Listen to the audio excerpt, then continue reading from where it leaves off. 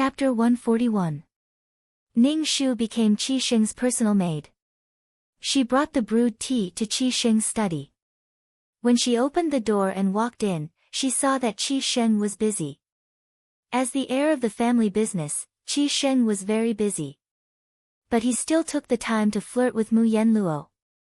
Later, his true love came, and he flirted with his true love. He didn't seem to be busy at all. Ning Shu put the teacup in Qi Sheng's hand. Qi Sheng glanced at the teacup and then looked at Ning Shu. Ning Shu immediately opened his mouth and smiled at Qi Sheng, saying, "Young master, please have some tea." "Didn't anyone tell you that I drink warm tea?" Qi Sheng said indifferently. "I'm sorry, this servant just came and didn't know very well." "How about this servant make it again?" Ning Shu's face was full of guilt. She quickly picked up the teacup and carelessly poured the boiling hot tea into Qi Sheng's hand. It was boiling hot tea. She poured the freshly brewed tea into Qi Sheng's hand. "What are you doing?" Qi Sheng frowned tightly. He was in some pain and his hand turned red in an instant. Ning Shu felt even more guilty. She quickly took out a handkerchief and wiped Qi Sheng's hand. As soon as Ning Shu took out the handkerchief, Qi Sheng immediately smelled the fragrance of flowers mixed with the smell of stinky feet. The fragrance and stench were mixed together. Qi Sheng was about to vomit on the spot.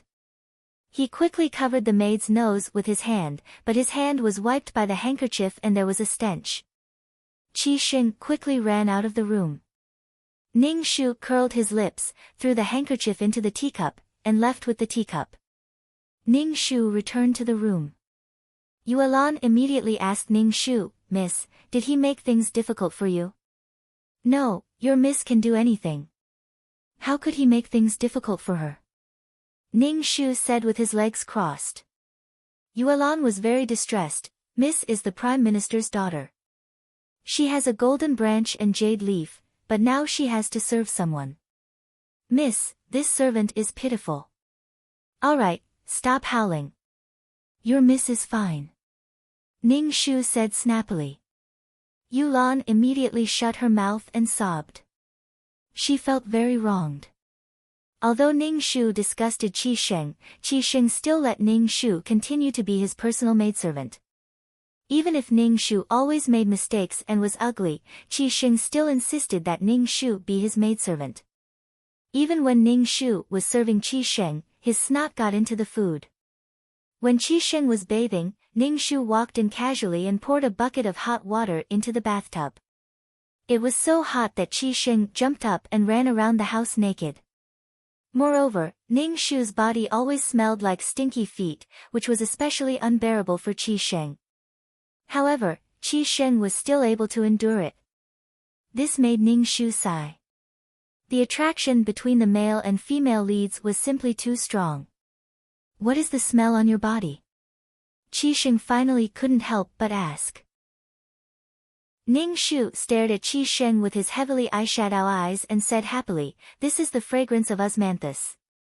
This servant uses this fragrance to smoke the handkerchief on my clothes every day. Young master, do you smell it? Is it very fragrant?" Ning Shu said as he put the handkerchief in front of Qi Sheng. Qi Sheng turned his head and frowned. Ning Shu said, "Actually, you are already very fragrant. There is no need for incense at all. This incense will destroy the fresh smell on your body." Ning Shu, oh, look at how good he was at talking. A profiteer was indeed a profiteer.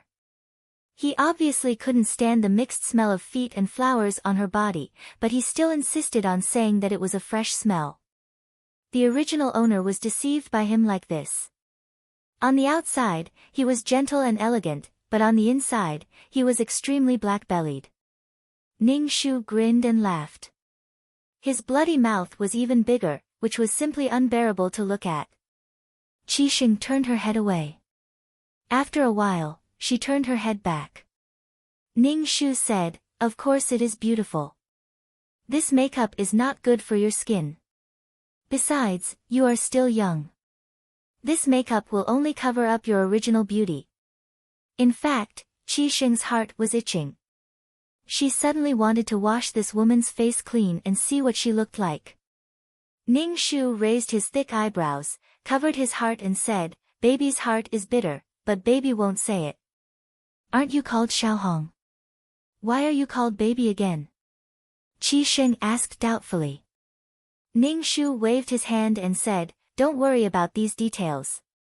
This servant's appearance is very similar to this servant's father. Because I am ugly, I use beautiful makeup to cover up my ugliness. Young master, you don't know how bitter this servant's heart is. This servant doesn't dare to remove my makeup at night. I am afraid that when I wake up at night, I will be mistaken for a ghost." Ning Shu touched his face narcissistically and said, "Fortunately, someone taught me the art of makeup. Now that I put on makeup, this servant is much more confident."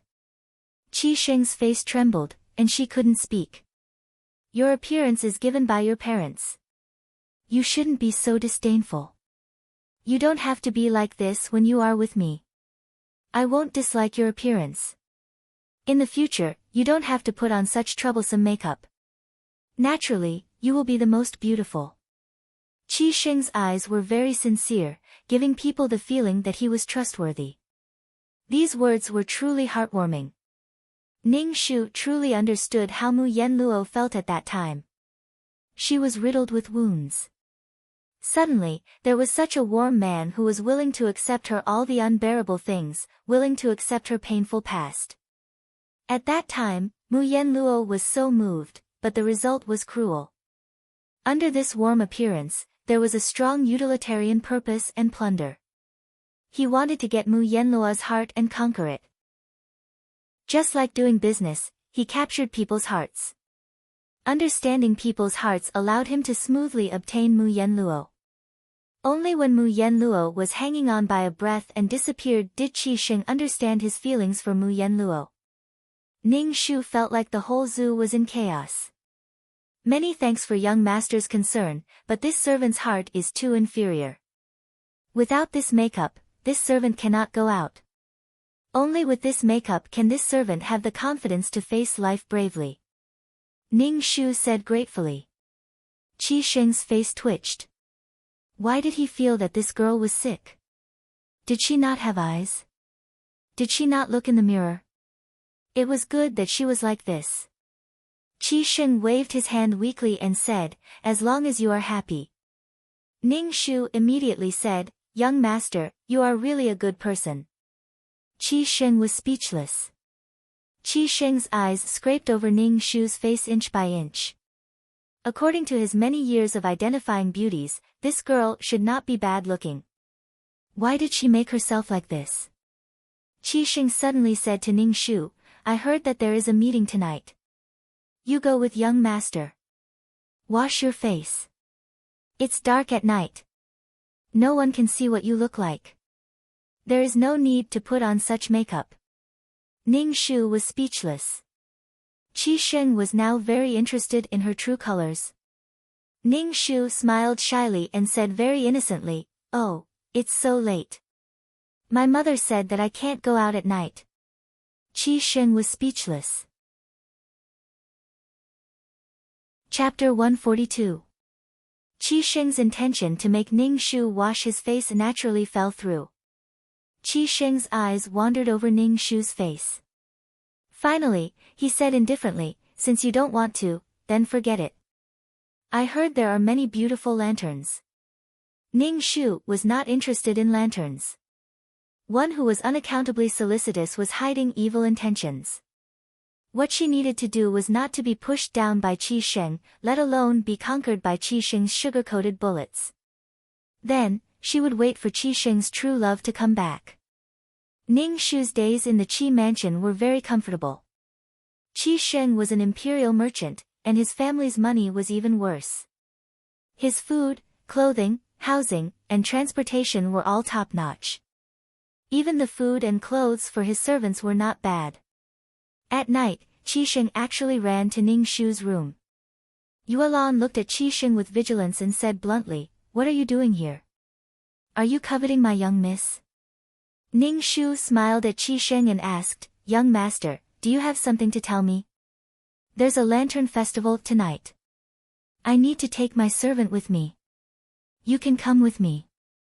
Qi Sheng looked at Ning Shu with gentleness and expectation in his eyes. It made people unable to refuse him. It was as if refusing him was a cruel thing. Ning Shu said indifferently, "Young master, I'll go." "Okay, you tidy up. I'll wait for you outside." Qi Sheng's face showed a smile. He stood up and walked out. Yuelan made a face at Qi Sheng's back and said, "Young miss, do you really want to go? Take me with you. This person doesn't seem to have good intentions." Ning Shu nodded and began to put on makeup in front of the mirror. Then, she changed her clothes and went out. Yuelan stared at Ning Shu with her eyes wide open. She said with a trembling voice, "Young miss, why can't you figure it out?" Ning Shu nodded and walked towards Qi Sheng in the courtyard. Qi Sheng was very pretentious as he faced a tree and put on makeup under the tree. Ning Shu stood behind Qi Sheng and said shyly, "Young master, I'm done." Qi Sheng turned around and looked at Ning Shu. His eyes widened in an instant and he was speechless for a long time. Ning Shu blinked his dark eyes and looked shy. "Young master, am I pretty?" Qi Sheng swallowed a mouthful of saliva. His Adam's apple rolled up and down, and the expression on his face cracked. He said with difficulty, "Your aesthetic sense is really different from ordinary people." She had a pair of black eyes, and her face was covered in makeup. Her mouth was red, and she was wearing a bright red top and a green skirt. Qi Sheng simply did not know how to describe it. Ning Shu looked at Qi Sheng's expression as if his eyes had been raped and felt very happy. "See if I don't disgust you to death." Her eyes had turned into two panda eyes, which were very dark. She was dressed in a vulgar red and green outfit, which was simply blinding. She felt great. Qi Sheng was a little impatient and his tone was a little angry. He said, "Didn't I say that nature is the most beautiful? Why do you have to do this makeup? Everyone is unique. Why don't you dare to face yourself? Listen to young master. Hurry up and wash the stuff on your face." Qi Sheng's tone was sincere. "You are my person. No one in E City dares to laugh at you." Ning Shu was speechless. Look at how hypocritical he was. He obviously disliked her appearance and still said that he wanted to help her rebuild her confidence. Ning Shu said, "Oh, I don't want to go later. I can't live without makeup. Please forgive me, young master." Ding, abuse points 5. 2333's voice sounded in his head. Qi Sheng covered his chest. He was so angry that his chest was violently heaving up and down, and his face was a little green. Ning Shu was very naive and did not see that Qi Sheng was about to die from anger. He said very gratefully, "Young master, you are really a good person. I won't go later." Ning Shu said and returned to his room. It was already so late. He might as well sleep comfortably in his bed. This time, Qi Sheng did not call him. He was probably furious. "TSK, let's see how you can pretend to be gentle." Yuelan followed Ning Shu into the room and said very approvingly, "Miss should be like this. That person is obviously not a good person." After that, Qi Sheng did not mention anything about the Lantern Festival.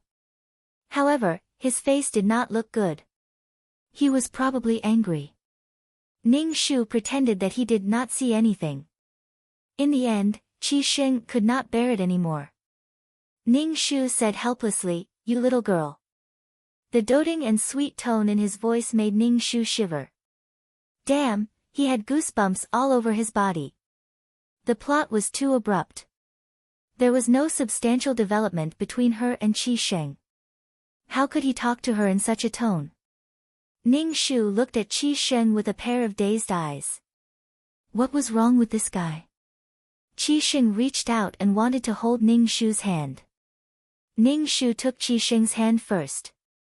Qi Sheng suddenly felt that his hand was wrapped in a lump of lard. It was greasy and sticky, and it felt very disgusting. Qi Sheng pulled her hand back and quickly wiped it with a handkerchief. However, she did not dare to hold Ning Shu's hand again.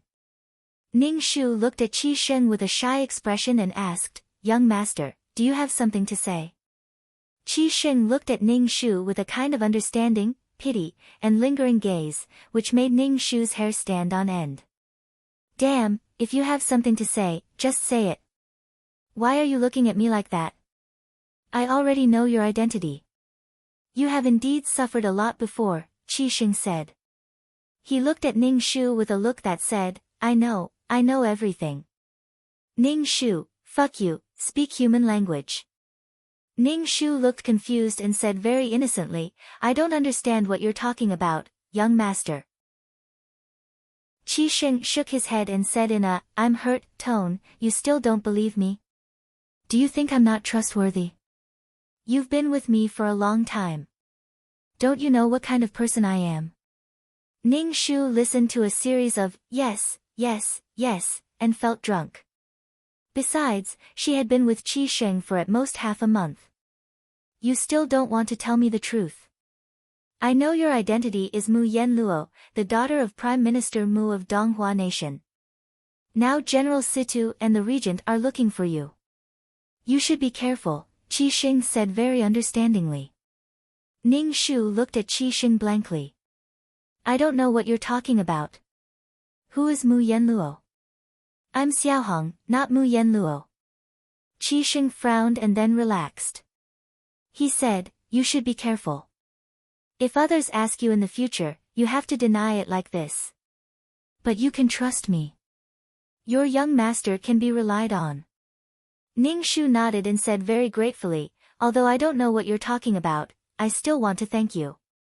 Yenluo, can you reveal your true face to me? I want to remember your real face," Qi Sheng said very affectionately. This was his real purpose. Chapter 143. Although Ning Shu strongly denied that she was not Mu Yenluo, Qi Sheng firmly believed that Ning Shu was Mu Yenluo and looked at Ning Shu with curiosity and interest. Ning Shu did not pay attention to him at all. So what if Qi Sheng knew that he was Mu Yenluo?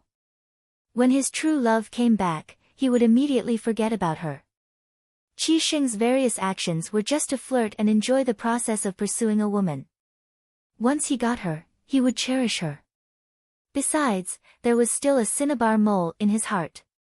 He had someone he loved in his heart, yet he was still so unrestrained. He even went to a brothel and bought Mu Yenluo. He probably did not love his true love that much. Later on, he said that he did not love his true love anymore. It was because his kind true love was vicious and Mu Yenluo was kinder, so he fell in love with Mu Yenluo. Was this love? Because you are vicious, I don't love you anymore. I really misjudged you before. Since learning that Ning Shu was Mu Yenluo, Qi Sheng obviously treated Ning Shu much better. Qi Sheng did not let Ning Shu do many things that a maid should do. It was as if he was treating Ning Shu like a young lady. As for Qi Sheng's actions, Ning Shu did not let him do any work. Ning Shu drank tea and strolled around the garden every day. He was very carefree. Not long after, Qi Sheng's true love would come back. This true love who was gentle and amiable on the outside was evil on the inside. She disfigured the original owner and had mottled traces on her body. It could be said that she was vicious and merciless. She was a perfect example of a vicious female supporting character. Ning Shu was speechless.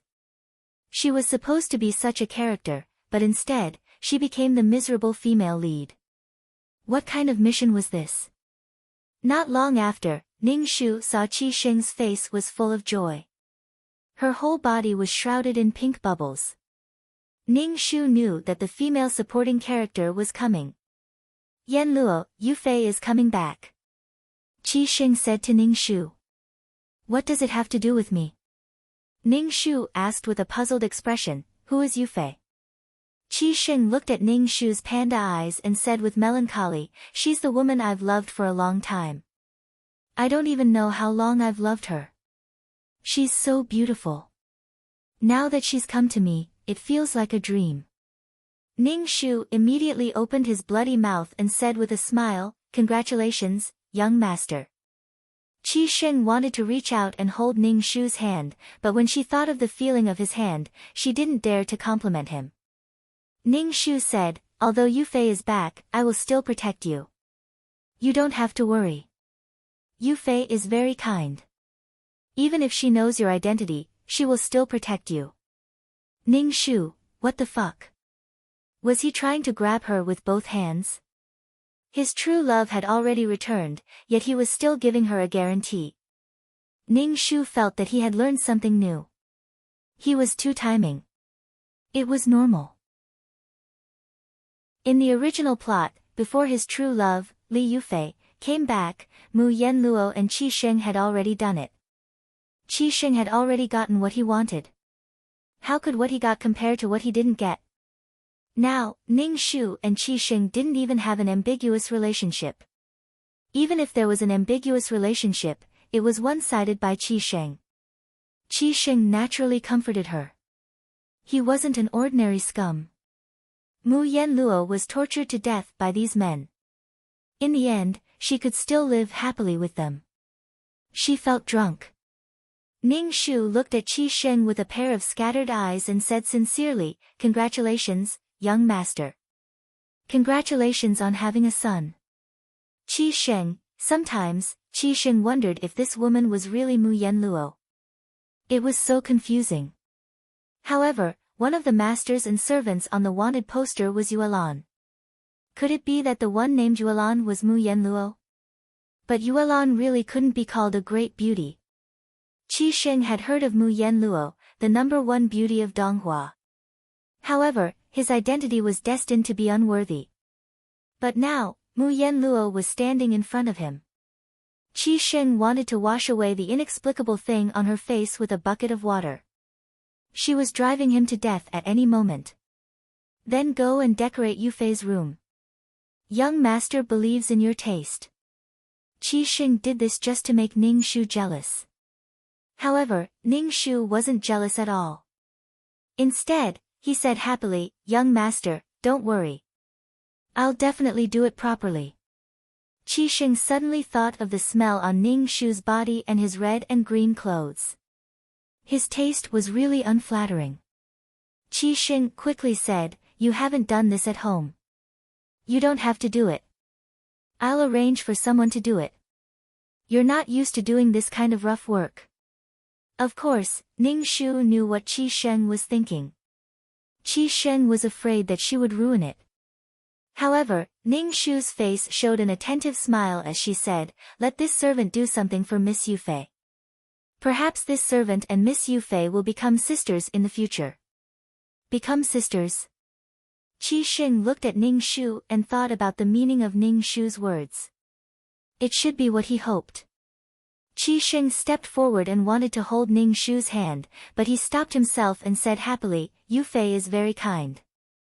You'll definitely become good sisters." "Bah, you're dreaming. Such a person could become the male lead." Ning Shu felt that his worldview was broken. If she was kind, then she would accept all kinds of things. If she didn't agree or accept, then she wasn't kind. Oh my, when was kindness defined like this? Hee. Every time he saw Qi Sheng's deep affection and gentleness, Ning Shu wanted to poke his eyes blind. It was really disgusting. Ning Shu disdained Qi Sheng to death. Therefore, Ning Shu's purpose was to be a matchmaker and let Qi Sheng and true love be together forever.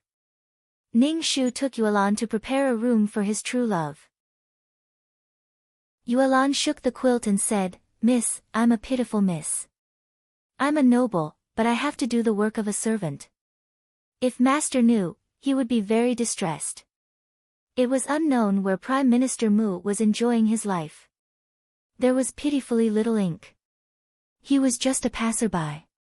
Ning Shu took down the simple and elegant mosquito net and replaced it with an exaggerated style. The colors were red and green. All kinds of colors were messy and dazzling. It showed that she strongly welcomed the female lead. It was unknown what kind of expression the elegant and gentle female lead would have when she saw such a dazzling room. Yuelan looked at the entire room and rubbed her eyes. "Miss, when did you like these colors?"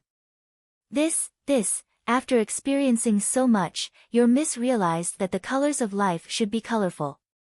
It should be rich and colorful. Ning Shu clapped his hands and said. After Ning Shu finished decorating the room, Qi Sheng wanted to go in and take a look. After all, it was his heart's cinnabar mole. He was still at the stage of pleasing Li Yufei. He was afraid that Ning Shu would mess things up. "Young master, please believe in me. I will definitely give Miss Yufei a big surprise." Ning Shu stubbornly refused to let Qi Sheng go in. Qi Sheng tapped Ning Shu's nose and said dotingly, "Your young master naturally believes in you." Fuck, he didn't want his claws anymore. Chapter 144. Under Qi Sheng and Ning Shu's expectations, June finally came. Qi Sheng and Ning Shu waited for Li Yufei at the entrance of the Qi mansion. A carriage came and stopped in front of Ning Shu and Qi Sheng. Then, the curtain was lifted, revealing a pair of white hands. Ning Shu stared at the hands, wanting to see what Li Yufei looked like. In the end, it was a maid with 2 buns on her head. After the maid got out of the carriage, a pair of white, slender, beautiful, and elegant hands reached out and rested on the maid's hands. Ning Shu felt that Qi Sheng, who was next to him, was very excited. His eyes were fixed on the carriage. A woman in light yellow clothes bent down and came out of the carriage. She helped the maid's hands out of the carriage and slowly walked towards them. Her posture was elegant and beautiful, like a painting. She had a perfect oval face and a smile on the corner of her mouth. She looked elegant and beautiful. She was feminine, gentle, and amiable. Looking at her made people want to protect her. Qi Sheng had good taste. If it wasn't for Mu Yenluo, Li Yufei would probably have maintained a kind and gentle appearance. However, under the catalysis of jealousy, Li Yufei became a ruthless and vicious woman and disfigured Mu Yenluo. Before Li Yufei came over, Qi Sheng excitedly walked over and held Li Yufei's hand. With a smile on his face, he said, "Yufei, you're here." Ning Shu watched from the side. He felt that Qi Sheng liked to hold other people's hands very much. He grabbed women's hands whenever he saw them. In fact, he was a hooligan inside. Li Yufei's face showed a smile. She pulled her hand out and said, "Brother Sheng, my father asked me to say hello to you. How is uncle's health?" Qi Sheng looked at Li Yufei with a very gentle gaze. He wanted to make her pregnant. Li Yufei was a little embarrassed and blushed. The two looked at each other like this. Ning Shu squeezed over with a pair of panda eyes. Li Yufei was shocked when she saw Ning Shu's face. Her voice was a little sharp as she asked, "Who are you?" Qi Sheng introduced her to Li Yufei enthusiastically. "This is Xiao Hong. She decorated your room. She's my personal maid." When Li Yufei heard that her room was decorated by this ugly girl who was beyond recognition, her heart trembled. Her face was already ruined, so what would her room look like? Then, when she heard that it was Qi Sheng's personal maid, Li Yufei's face revealed an intimate smile. She said, "I've troubled little Hong." Ning Shu Li Yufei cracked her lips and revealed a terrifying smile. She said directly, "I heard that Miss Yufei is young master's beloved woman, so this servant tried her best to give Miss Yufei a surprise." When Ning Shu approached Li Yufei took a step back and covered her nose with a handkerchief. She said to Qi Sheng, "Brother Sheng, Yufei is a little tired. I want to rest." Qi Sheng had a gentle smile on his face. He said, "I'll take you to your room." Qi Sheng and Li Yufei walked side by side in the front. Ning Shu followed behind. When they reached the door, Qi Sheng pushed it open and said to Li Yufei, "Little Hong decorated this room especially for you." Li Yufei glanced around the room and felt that her whole body was stunned. Her face was wooden. Qi Sheng saw Li Yufei's expression and quickly turned his head. He saw that the room was colorful and inexplicable. The bead curtains were strung together in various colors. There was no order to it and it was extremely ugly. There were also vases. They were all inferior and ugly. There were actually rapeseed flowers in the vases. The style was simply too strange. Little Hong, what are you doing? Didn't I ask you to make the room more elegant? Is this how you do it? Qi Sheng seemed to be really angry. After all, he had lost face in front of his bright moonlight cinnabar mole. Qi Sheng resented Ning Shu in his heart. Ding! Abuse points, 5, current abuse points, 10. 2333's voice echoed in Ning Shu's mind. Why is this person's abuse points so low? Ning Shu also wanted to ask why it was so low. Qi Sheng looked gentle on the outside, but in fact, he was a very complicated and black-bellied person. After being questioned by Qi Sheng, Ning Shu's face quickly showed an aggrieved and innocent expression. He said, I'm sorry. It's all my fault. I tried my best to do things well. I'm sorry, I made Miss Yufei angry. Li Yufei's smile was a little difficult to maintain. But when she thought of the purpose of this trip, she endured it and said gently, it's okay. Little Hong didn't know my habits before. It's okay to decorate like this. Ning Shu's face immediately showed a surprised smile. He stepped forward and grabbed Li Yufei's hand. He was very touched. Miss Yufei, you are really a good person. Li Yufei suddenly felt an unbearable stench. His hands seemed to be oily and sweaty. When he held her hand, Li Yufei felt like she was going to vomit. God, what kind of person was this? How could Qi Sheng keep such a person by his side? It was so disgusting. Qi Sheng seemed to know Li Yufei's current mood. He quickly rescued Li Yufei from Ning Shu's hands. As soon as she broke away from Ning Shu's hand, Li Yufei quickly wiped her hand with a handkerchief. She looked like she was going to vomit. Ning Shu smiled very foolishly. He didn't see Li Yufei's disgust at all. Go and let the kitchen prepare the food. You just need to tell them. You don't have to cook. Qi Sheng added. Qi Sheng knew how disgusting Ning Shu's cooking was. It was as disgusting as eating crane top hong. Ning Shu quickly said, you really don't want me to help? Since Miss Yufei is here, this servant wants to make 2 of my signature dishes to welcome Miss Yufei. No, Qi Sheng said quickly. Qi Sheng hurriedly said. He realized that his tone was too anxious, so he slowed down his voice and said gently, no need. Yufei just arrived. She can't eat so much. When Li Yufei heard Qi Sheng's words, a subtle expression flashed across her face. She frowned. What did Qi Sheng mean? Did he not welcome her? Li Yufei said, Little Hong, you really don't have to trouble yourself. Let the kitchen prepare something. I can't eat much. Ning Shu nodded and turned to leave. As soon as Ning Shu left, Qi Sheng and Li Yufei both breathed a sigh of relief. The smell of this woman was really disgusting. Li Yufei quietly sniffed the handkerchief and almost vomited. Qi Sheng pretended not to see Li Yufei's action and said gently to Li Yufei, I'll let people redecorate the room later. I didn't expect Little Hong to decorate the room like this. But Little Hong is kind. Don't blame her. Qi Sheng subconsciously wanted Li Yufei to have a good impression of Ning Shu. Chapter 145. Hearing Qi Sheng's words, Li Yufei frowned imperceptibly and then relaxed her brows. She smiled and tilted her head to look at Qi Sheng. She said mischievously, Brother Sheng, why do I feel that you're so good to this maid named Xiaohong? Don't tell me you like her. Qi Sheng immediately looked at Li Yufei with bright and affectionate eyes. He reached out and tapped the tip of Li Yufei's nose. He said unhappily but dotingly, how can you say that about your brother Sheng? Don't you know what kind of person your brother Sheng is? Li Yufei wrinkled her nose and said, Brother Sheng, you didn't answer Yufei's question directly. Do you like that girl named Xiaohong? If you really like her, I can help you. Qi Sheng shook his head and said firmly, don't think too much. She's just my personal maid.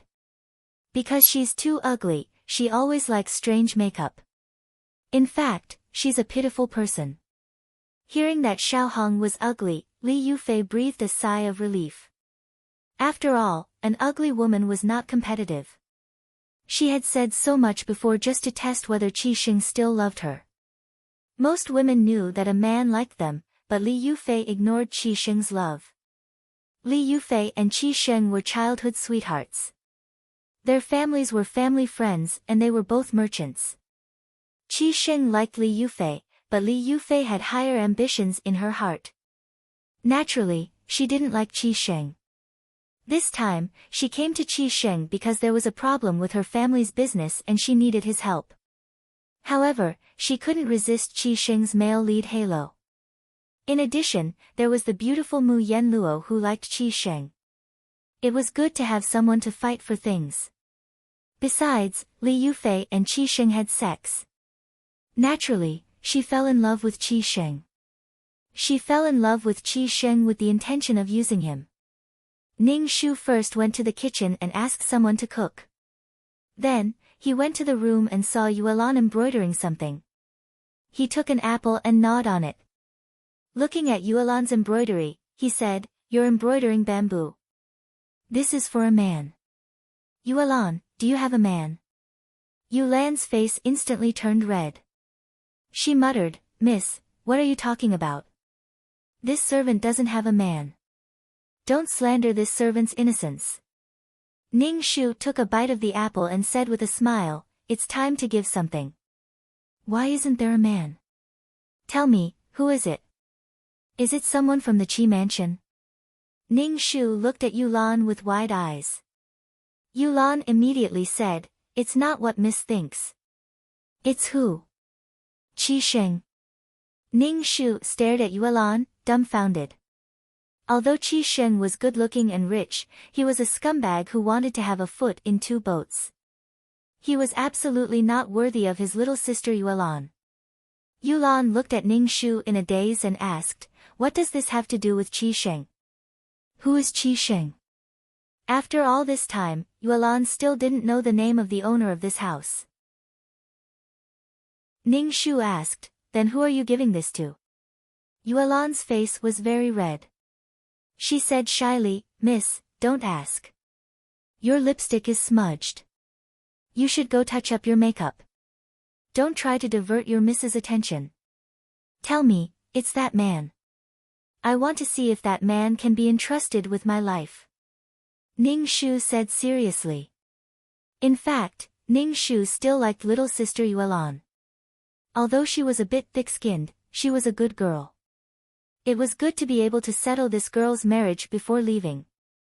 Yuelan said, Miss, this servant really doesn't have a man.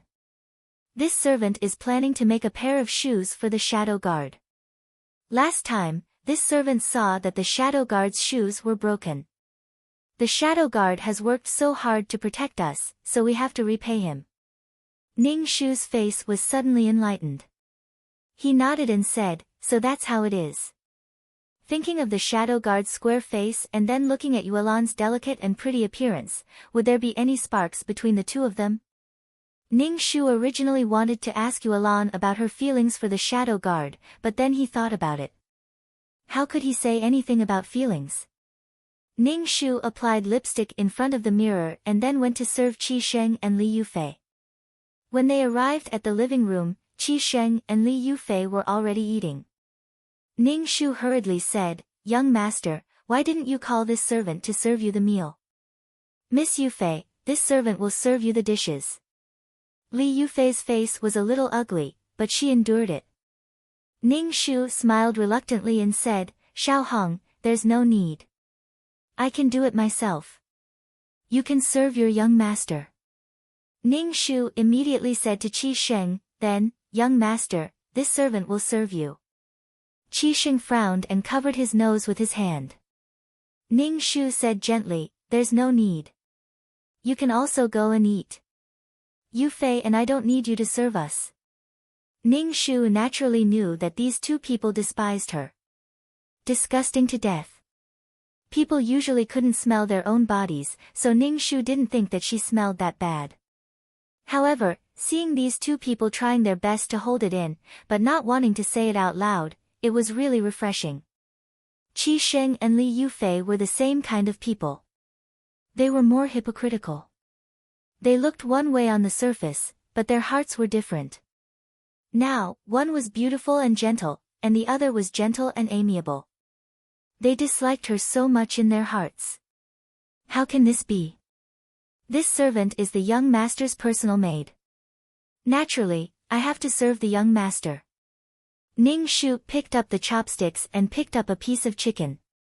However, he didn't hold it firmly. The chicken fell into the chicken soup. The soup splashed and splashed on Li Yufei. Li Yufei jumped up from the chair with a cry. Then, she realized that her actions were not gentle. She bit her lips tightly, looking a little wronged. She looked at Qi Sheng with a pair of watery eyes. Qi Sheng also frowned. Ning Shu's face showed panic and apology. He quickly took out a handkerchief with the scent of flowers mixed with the smell of feet and wiped the oil stains on Li Yufei's body. Li Yufei was about to vomit because of this strange smell. She pushed Ning Shu away and said to Qi Sheng with grievance, "Brother Sheng, do you not welcome Yufei? Is that why you let your personal maid do this? If Brother Sheng wants Yufei to leave, Yufei will leave immediately. Hurry up and leave. Look at what you've done." Qi Sheng shouted at Ning Shu. Ning Shu curled her lips and said, "This servant didn't mean it. Get out." Qi Sheng pretended to be angry, but he secretly winked at Ning Shu. Ning Shu saw that Qi Sheng's eyes were constantly cramping and hurriedly asked with concern, "Young master, what's wrong with your eyes? They keep cramping." "Poor young master, please don't go blind." Qi Sheng was speechless. Li Yufei also asked with concern, "Brother Sheng, are you okay?" Qi Sheng felt so sad. He had never seen anyone as stupid as Xiao Hong.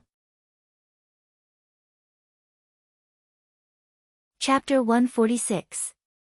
Qi Sheng told Ning Shu sternly, "You can leave now. You don't need to serve here." Ning Shu was still hesitant. Qi Sheng said coldly, "Leave. If you don't listen to the young master, do you want to be sold?" Ning Shu turned around and left without saying a word. Qi Sheng then said to Li Yufei, "Yufei, don't think too much. This girl is clumsy and always causes problems. How can I bear to drive you away? You know how I feel about her." Li Yufei smiled and asked, "Why is this maid so clumsy? Brother Sheng, why do you keep this girl by your side? Also, this maid has a strange smell on her. Can Brother Sheng bear it?" Qi Sheng was speechless. He kept this girl by his side because she might be the most beautiful woman in the world, Mu Yen Luo. Qi Sheng naturally would not give up on such a good thing, even if he had Li Yufei in his heart. As a man, it was okay to have a taste of something new. "Brother Sheng, why don't you answer Yufei?" Li Yufei asked with a frown. Qi Sheng held Li Yufei's hand tightly and said affectionately, "Yufei, can't you see? Why do you ask me such a question? I've always only had you in my heart. In this life, I want you to be my wife." Li Yufei immediately lowered her head shyly and did not speak. Qi Sheng's heart swayed. He lowered his head and kissed Li Yufei. Then, they began to talk. On the way, Ning Shu found that he had lost his handkerchief, so he went back to look for it. This handkerchief had the most authentic smell. It would be a pity to lose it. Ning Shu had just walked into the courtyard when he heard the movements in the room. Ning Shu was stunned. Weren't they eating just now? How could they be in bed now? Besides, Li Yufei had just arrived at the Qi mansion today. How could she be so unreserved and roll around with the male lead? Sure enough, there was no logic in this world. In Li Yufei's opinion, as long as she caught Qi Sheng, her family would be able to survive the crisis. But in the end, she fell in love with Qi Sheng. This was the plot. She was destined to catch the adulterers. Ning Shu touched his chin. How was she going to catch the adulterers? Ning Shu quietly walked in and walked to the side of the bed. The two people on the bed were fighting and did not notice that there was someone standing next to them. Ning Shu looked at the two white-cut chicken in all kinds of positions, and his face revealed an intoxicated expression. He was very engrossed. Ning Shu suddenly said, "Young master, do you need this servant to prepare the bath water for you?" "Ah!" Li Yufei quickly wrapped her arms around her chest and let out an earth-shattering scream. She immediately pushed Qi Sheng away. Qi Sheng's doppelganger was immediately exposed. It was like a pillar supporting the sky. Then, it was released. Li Yufei's face was covered in it. Then, Li Yufei screamed again. After being scared by Ning Shu and Li Yufei, Qi Sheng, who had just been released, immediately went limp. He felt like he couldn't stand up anymore. TSK, TSK, TSK. What a dirty scene. You guys need to remove it. Qi Sheng's face was ashen. Ning Shu shouted, "Get out! Who let you in? Get out!" After Li Yufei screamed, she calmed down. She loosened her hands from her chest and released her turbulent breasts. She trembled as if she was deliberately showing off to Ning Shu.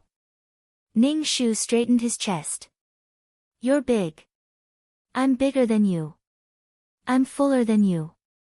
You're drooping." The two people on the bed had no intention of wearing clothes. They simply had no sense of shame. How could you guys be so licentious? Qi Sheng roared at Ning Shu. This young master told you to get out. You don't want to leave. Do you want to stay together? Ning Shu almost vomited in disgust. Looking at Qi Sheng swaggering around to dry his little bird, he was shameless. Li Yufei and Qi Sheng's bodies were pressed together. Ning Shu felt like his eyes were going blind. This servant will go prepare the bath water for young master. By the way, young master, you were frightened by Miss Yufei's scream.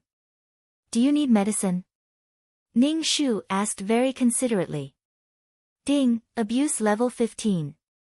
Current abuse level 20. 2333 hurriedly said, Ning Shu, you can't look. If you look at this thing too much, you'll get a needle eye. You're not pure anymore. Get out.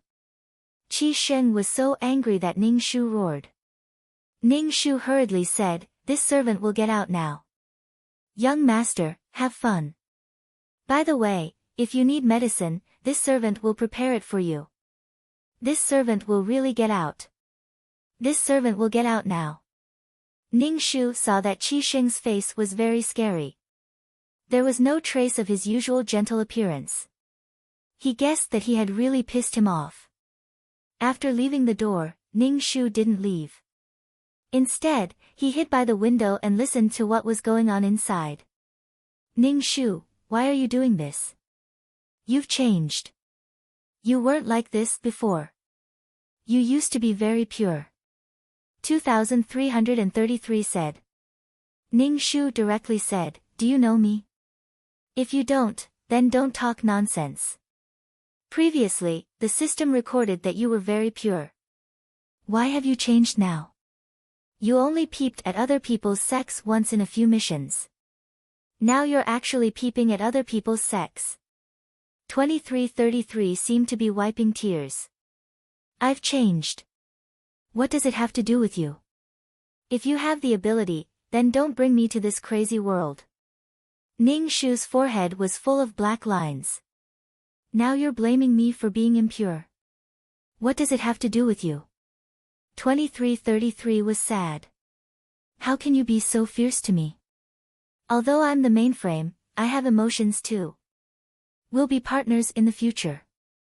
Maybe we'll be tied together forever. You should be nicer to me.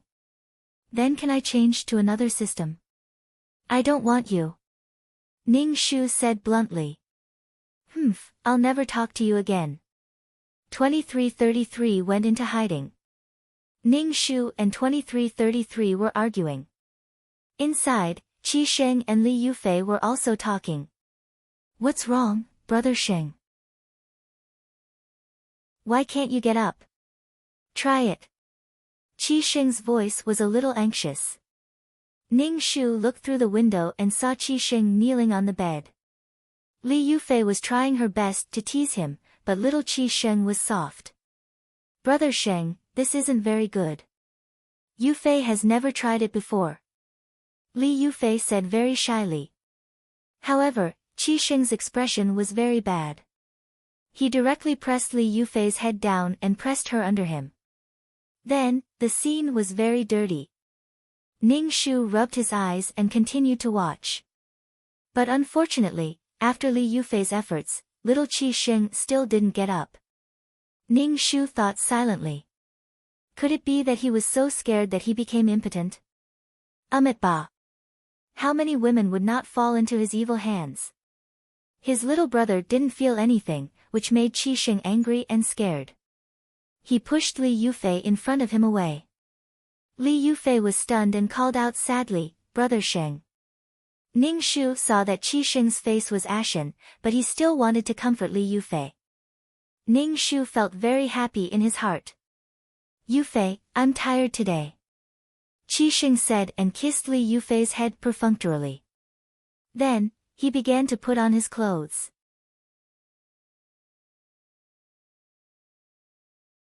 Chapter 147. It seemed that the situation in the room would not continue. Little brother Qi Sheng was dying. Ning Shu saw that there was nothing else, so she quickly ran back to her room. She took out the whistle on her chest and blew it. Seeing Ning Shu blow the whistle, Yulan hurriedly put down her subordinate's shoe and asked, Miss, did something happen? Ask the shadow guard to come out. Of course, something happened. Now that Qi Sheng was dying, he would definitely come back to find her. Although Li Yufei was also involved, the main reason was still her. Now that she was courting death, Ning Shu came to the shadow guard for protection. I'm the silly and sweet female lead. I need protection. After blowing the whistle for a while, the shadow guard jumped in from the window. She was dressed in black and had a mask on her face. Miss, what's the matter? The shadow guard asked. Ning Shu said, I just want to see if you're around. My life is in danger recently. You must appear when I blow the whistle. The shadow guard looked at Ning Shu, paused and asked, Miss, what did you do? Ning Shu said very innocently, I didn't do anything. There are always unruly people who want to harm your Mississippi, you have to be careful recently. Maybe someone wants to deal with your Mississippi. You must protect your Mississippi, Ning Shu's shadow guard said. The shadow guard's eyes were filled with disdain as she said, I know. By the way, Yuelan made a pair of shoes for you. Ning Shu's shadow guard said. The shadow guard immediately looked at Yuelan. Yuelan's face immediately turned red. She stomped her feet and said to Ning Shu, Miss, how can you say it so quickly? Why can't I say it? Ning Shu looked at Yuelan. The shadow guard thanked Yuelan and jumped out of the window. Ning Shu said, if I say it, you won't be able to give the shadow guard a surprise. Yuelan looked at Ning Shu and pursed her lips. She was about to cry. You're making this servant embarrassed. Ning Shu said, oh, you won't be embarrassed if you secretly give the shoes to the shadow guard. Ning Shu admitted that he did it on purpose. Miss, why are you like this? You've changed. You weren't like this before. Yulan looked sadly at Ning Shu. Damn it. Today, all of them told her that you've changed. It's fine. If you really can't make 2 pairs, you'll be pleasantly surprised. Originally, Big Brother's shadow guard thought that you would only receive 1 pair of shoes, but in the end, you received 2 pairs. Aren't you pleasantly surprised? Ning Shu comforted Yuelan. Yuelan looked at Ning Shu with tears in her eyes. Miss, how can you be like this? There's clearly nothing, but after hearing what you said, I feel like there's something. There's clearly nothing, so how can this servant take a fancy to the shadow guard's wooden face? Ning Shu quickly covered Yuelan's mouth and said to her, although what you said is the truth, you can't say it so casually.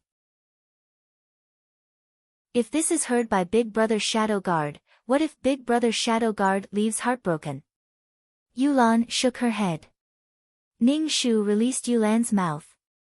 Yuelan said, this servant thinks that Hidden Guard Gij is a good person. After being given the good person card, there was usually no play. Sure enough, as Ning Shu expected, Qi Xing came to find her at night. Ning Shu felt very speechless. What couldn't be said during the day? Why did he have to wait until night time? She could tell that this guy had bad intentions. When Ning Shu opened the door, Qi Xing was holding a folding fan in his hand. He leaned against the door in a very handsome and lazy manner. When he saw Ning Shu, he said, Little Red, take a walk with young master. Young master has something to say to you. Ning Shu blinked her panda eyes and asked, what's the matter? Young master, it's so late. What do you have to say to this servant? This servant wants to sleep now. Qi Xing frowned and looked at Ning Shu's face. He asked, don't you wash your face at night? Why do you sleep with makeup on at night? This lead powder is very bad for the skin. Go wash your face and take a walk with young master. Ning Shu touched her face shyly and said, this servant likes this makeup. Even if I sleep, I don't want to wash my face. Qi Xing's eyes flashed with anger, but he quickly suppressed it. Ning Shu said gently, it's okay. Take a walk with young master. Ning Shu followed behind Qi Xing. Qi Xing walked very slowly in front of him.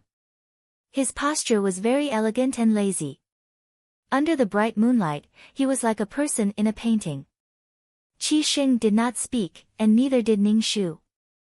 When they reached the pavilion, Qi Xing sat on the stone bench and did not speak. To be honest, when Ning Shu saw Qi Xing's current appearance, the image of Qi Xing taking off his clothes and cutting a chicken appeared in his mind. The koi fish swam in the pool under the pavilion, making a little noise from time to time. It was like a ghost, making Ning Shu's hair stand on end. He felt that the surroundings were a little gloomy. Young master, the moon tonight is really big and round. Ning Shu broke the silence. Qi Xing looked at Ning Shu. Under the cold moonlight, her face was very pale. Her eyes were dark, and her lips were red. She looked like a ghost. Qi Xing looked away and said, I want to talk about what happened at noon. What happened at noon? Ning Shu touched the whistle on his chest, in case Qi Xing was really scared to the point of impotence. Did he come to take revenge on her? Ning Shu took 2 steps back and asked, Young master, what do you want to talk about? Qi Xing said to Ning Shu, sit down. I want to talk to you about Yufei. Ning Shu, get lost. What is there to talk about?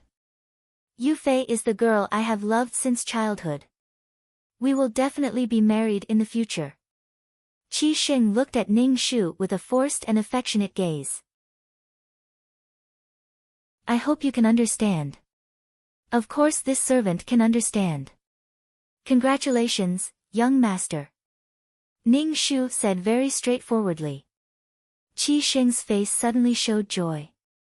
He stood up and wanted to grab Ning Shu's hand, but then he withdrew his hand and said, Young master knows you are a kind-hearted person. When Yufei and I are married, I will let Yufei accept you. Yufei is a kind-hearted person like you. Qi Xing said happily. What the fuck, what the fuck? Ning Shu really wanted to slap him. After all this time, this guy wanted to have his cake and eat it too. He wanted to marry his true love and take her as a concubine. Damn, he thought this guy couldn't take it anymore and came to him for an explanation. He came in the middle of the night to have a heart-to-heart talk and flirt. The male lead's ability was really not for show. This was fine. He should get rid of the root of the problem. Nothing would happen. Ning Shu couldn't understand. She had already ruined herself like this. She was so unbearable to look at, but Qi Xing could still hypnotize himself and think that she was a great beauty. Ning Shu showed a shy smile. Young Master and Miss Yufei are a match made in heaven. Young Master said that Miss Yufei is the best woman in the world. Young Master should take good care of Miss Yufei. Why does Young Master want Miss Yufei to accept this servant? This servant has the appearance of a willow. I really don't want to get involved in the great love between Young Master and Miss Yufei.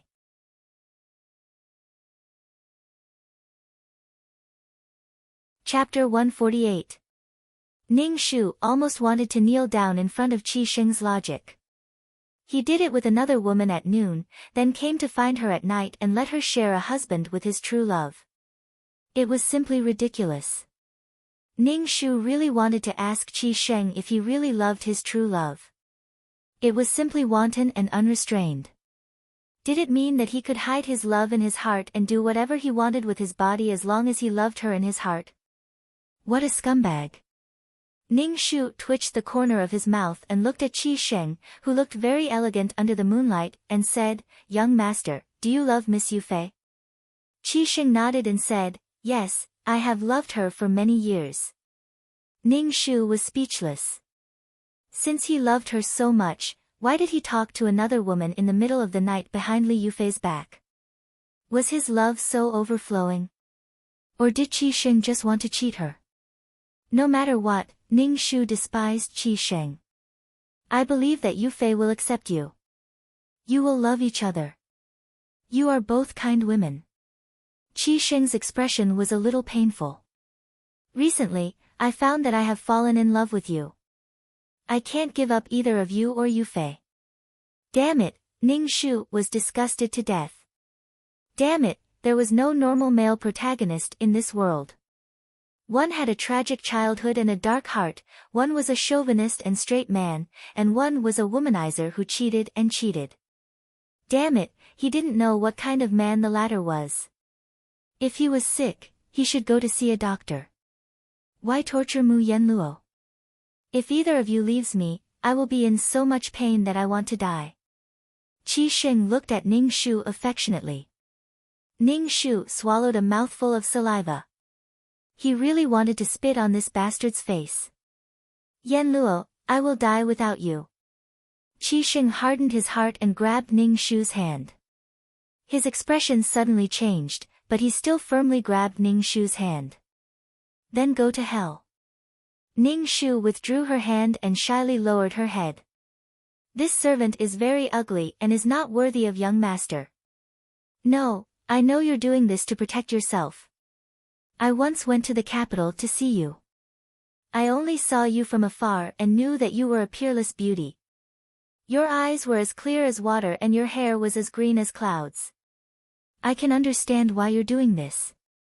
Ning Shu was speechless. No wonder this guy tolerated her so much.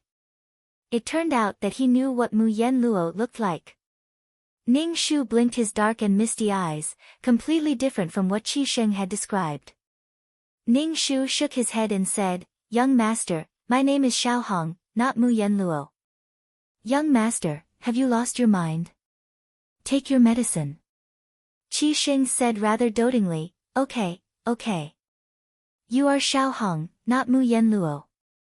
When people ask you in the future, you have to say this. After all, Mu Yenluo is very famous. You will be in danger. Every word was filled with falsehood and coquettishness. Ning Shu dared to kneel down and swear to the heavens that Qi Xing, this bastard, wanted to possess this body. What happened next was that as they did it, he fell in love with her and was tortured by the supporting female lead, Li Yufei. After that, Qi Xing suddenly realized that the person he loved was Mu Yenluo and not that vicious woman, Li Yufei. He really loved her in the past. It turned out that she was so vicious. Her gentleness and kindness in the past were all fake blah blah blah.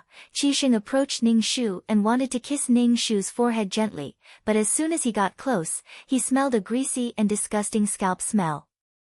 Qi Sheng changed his position and wanted to kiss his cheek, but the thick rouge and powder on his face made him unable to do so. In the end, he could only give up. Ning Shu sneered in his heart. He knew that Qi Sheng couldn't do it. He didn't even bother to hide. Qi Sheng's target was the peerless beauty Mu Yanluo, not the stinky and ugly Xiao Hong. Ning Shu looked at Qi Sheng and asked, "Young master, does Miss Yufei know that you came to see me?" Qi Sheng shook his head and said, "Yufei doesn't know, but I don't think she will mind." "You think too much." Ning Shu's mouth twitched. He shivered and said, "Oh, it's quite cold at night. I'm going back to sleep." As soon as Ning Shu turned around, Qi Sheng grabbed his hand. Ning Shu turned his head and looked at Qi Sheng with his thick eyebrows raised. Under the moonlight, Qi Sheng was a little scared by Ning Shu's face. He showed a gentle smile and said, "Cover yourself well at night. Don't catch a cold." "Big brother, what are you talking about? It's summer now. You should say don't get bitten by mosquitoes. That's too perfunctory." Ning Shu nodded and said with a serious face, "I know. Young master, you must also cover yourself with a quilt." Ning Shu waved his sleeves and left without the slightest reluctance. Then, under Qi Sheng's gaze, he ran away like a wisp of smoke. Back in the room, Yuelan immediately checked Ning Shu from head to toe and asked, "Miss, are you okay?" "I'm fine. How can something happen to your miss?" Ning Shu waved her hand. Yuelan was a little worried. She looked at Ning Shu and said, "Miss, let's leave here. I feel that young master has bad intentions towards you." It was the same in the Prime Minister's residence. It's still the same in a different place. Why are these men so annoying? Your miss has a constitution of accidents. She's like this wherever she goes. Mu Yanluo would attract men's attention wherever she went. Yulan sighed, and then began to cry. She stammered, "Previously, Mrs. Beauty was well known throughout the world. Who in the world didn't say that Miss had a good life? But now it has become like this. This servant is pitiful Mississippi, oh my God," the tears came out without even brewing. This girl was the real movie queen. The female lead wasn't beautiful, so how could she make those men obsessed? In the end, they gave up everything and lived in seclusion with the female lead. If she wasn't beautiful, how could they get her? Ning Shu raised her hand and said, "Don't cry. Although your miss is ugly now, she still has breasts." Yuelan was speechless. Qi Sheng thought that he had made it clear to Ning Shu that night. It seemed that Ning Shu had also agreed to his proposal. So, the next day, he looked at Ning Shu with ambiguous and teasing eyes. Li Yufei saw Qi Sheng's eyes and suddenly felt a sense of crisis in her heart. She and Qi Sheng had already done the deed of husband and wife. Qi Sheng was especially charming in bed. Li Yufei's heart was moved. Li Yufei was still using Qi Sheng's feelings to save her family's business. But now, Li Yufei really fell in love with Qi Sheng. Not only did the female lead have the ability to make the male lead fall in love with the female lead after having sex, but the male lead also had this ability. Moreover, it was very lethal to the female supporting characters and female canon fodder. Usually, these female supporting characters and female canon fodder would be jealous of the male lead's infatuation with the female lead. Then, they would do something vicious to hurt the female lead.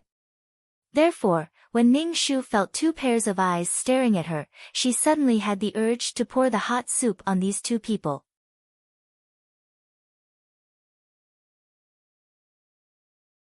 Chapter 149. Ning Shu was speechless. Now that she had ruined herself to this extent, she still attracted Li Yufei's hatred. Now, Li Yufei's gaze was especially sharp and vigilant. It was as if she was examining her, as if she wanted to see through her. Ning Shu put the hot soup on the table and smiled like an idiot. She said to Qi Sheng and Li Yufei, "Young master, Miss Yufei, the soup is here." Qi Sheng said, "There's no need to serve here. You can leave." Li Yufei also said gently, Xiaoheng, you can leave. Come to my room later. Your makeup is really not exquisite enough. I'll teach you other techniques later. Ning Shu was speechless. Li Yufei probably wanted to know her true appearance. Qi Sheng's eyes lit up and he said, you should get closer and let Yufei teach you makeup. Ning Shu didn't pay attention to the two of them at all. Since she didn't want anyone to serve her, she immediately left. Ning Shu returned to the room and saw Yuelan eating. Ning Shu suddenly thought of something. What did brother's secret guard eat? Ning Shu asked Yuelan, has your hidden guard brother eaten yet? Yuelan put down her chopsticks and pouted. Ning Shu said, he's not my brother. The secret guard has already eaten. This servant makes an extra portion every time I eat. By the time Miss remembers, the secret guard has already starved to death. Oh, it's Mrs.'s fault. Fortunately, Yuelan, this little cutie, thinks about the secret guard. Otherwise, the secret guard would really starve to death. Ning Shu patted Yuelan's shoulder and said, in the future, when Miss is not here, you and your brother's secret guard can support each other. Yuelan quickly said, how can Miss not be here? This servant must be by Mrs.'s side. This servant is Mrs.'s person in life and will be Mrs.'s ghost in death. Okay. Ning Shu waved his hand. Your Miss knows your intentions. Yuelan's eyes were watery again. Miss, no matter where you go, you must take this servant with you. He felt that this girl's tears were like tap water. As soon as the tap was turned on, tears would flow out. I'll definitely bring you along. Don't worry, Ning Shu said. You're little red. My young miss wants to see you. A maid walked in and saw Ning Shu's face. Her eyes flashed with disdain. Hurry up, my miss wants to see you. Hurry up, and young Master Qi Sheng is also waiting. You'd better hurry up and not let the masters wait for too long. It seemed that Li Yufei wanted her to wash her face clean. Hurry up, what are you dawdling for? The young maidservant snapped at Ning Shu. Ning Shu pursed her lips and followed the maidservant to Li Yufei's courtyard. She walked into the room and saw that the previous colorful dress had been removed. Now, all the decorations were expensive and elegant. It was completely different from the vulgar style she used to wear. Qi Sheng was sitting in the hall.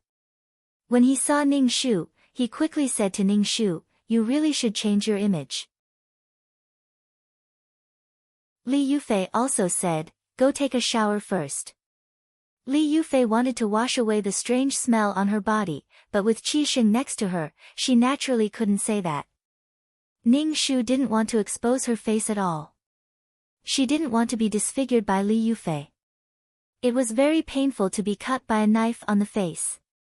A woman's jealousy was really terrible. The hot water is ready. Go take a shower. After that, I'll teach you how to put on makeup. Li Yufei saw that Ning Shu didn't move and said another sentence. Ning Shu sat on the ground with a plop, startling Qi Sheng and Li Yufei. Li Yufei quickly said, Little Red, what are you doing? Get up quickly. The ground is cold. Qi Sheng said, if you have anything to say, we can all make decisions for you. Ning Shu cried and said, Miss Yufei, please don't let me remove my makeup. Otherwise, I really can't see anyone. Why is that? Li Yufei asked in surprise. I'm actually very ugly. The right side of my face has a black birthmark. That's why I put a thick layer of powder on my face to cover it. As Ning Shu spoke, she wiped off the powder on her face with her sleeve and then revealed the dark skin under the foundation. It was really dark and looked very disgusting.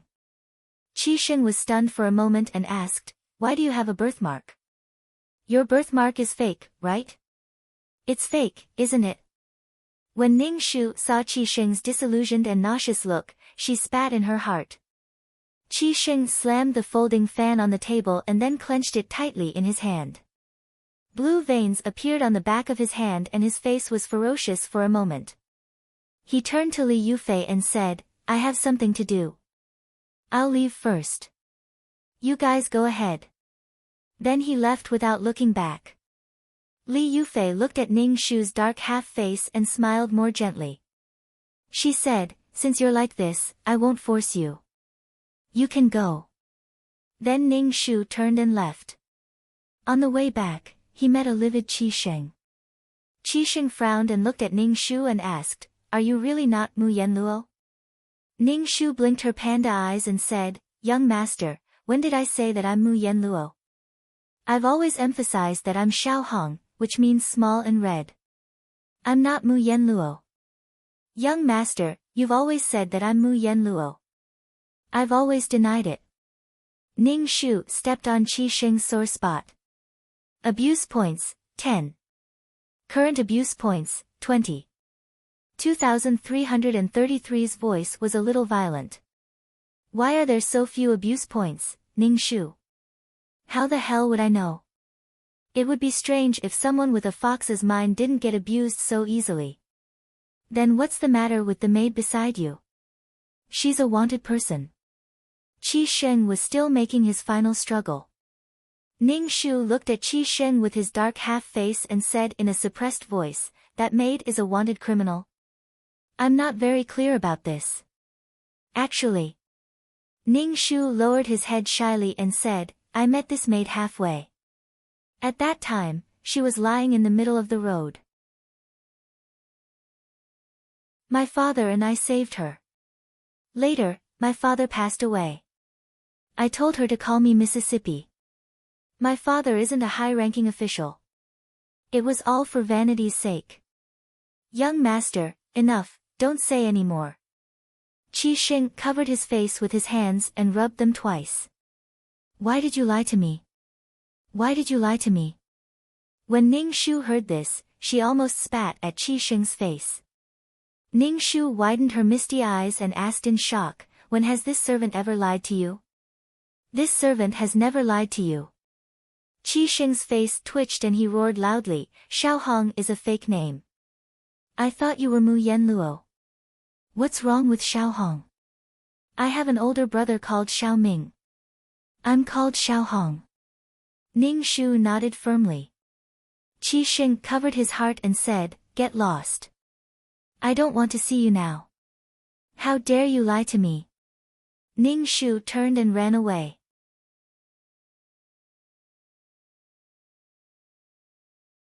Chapter 150.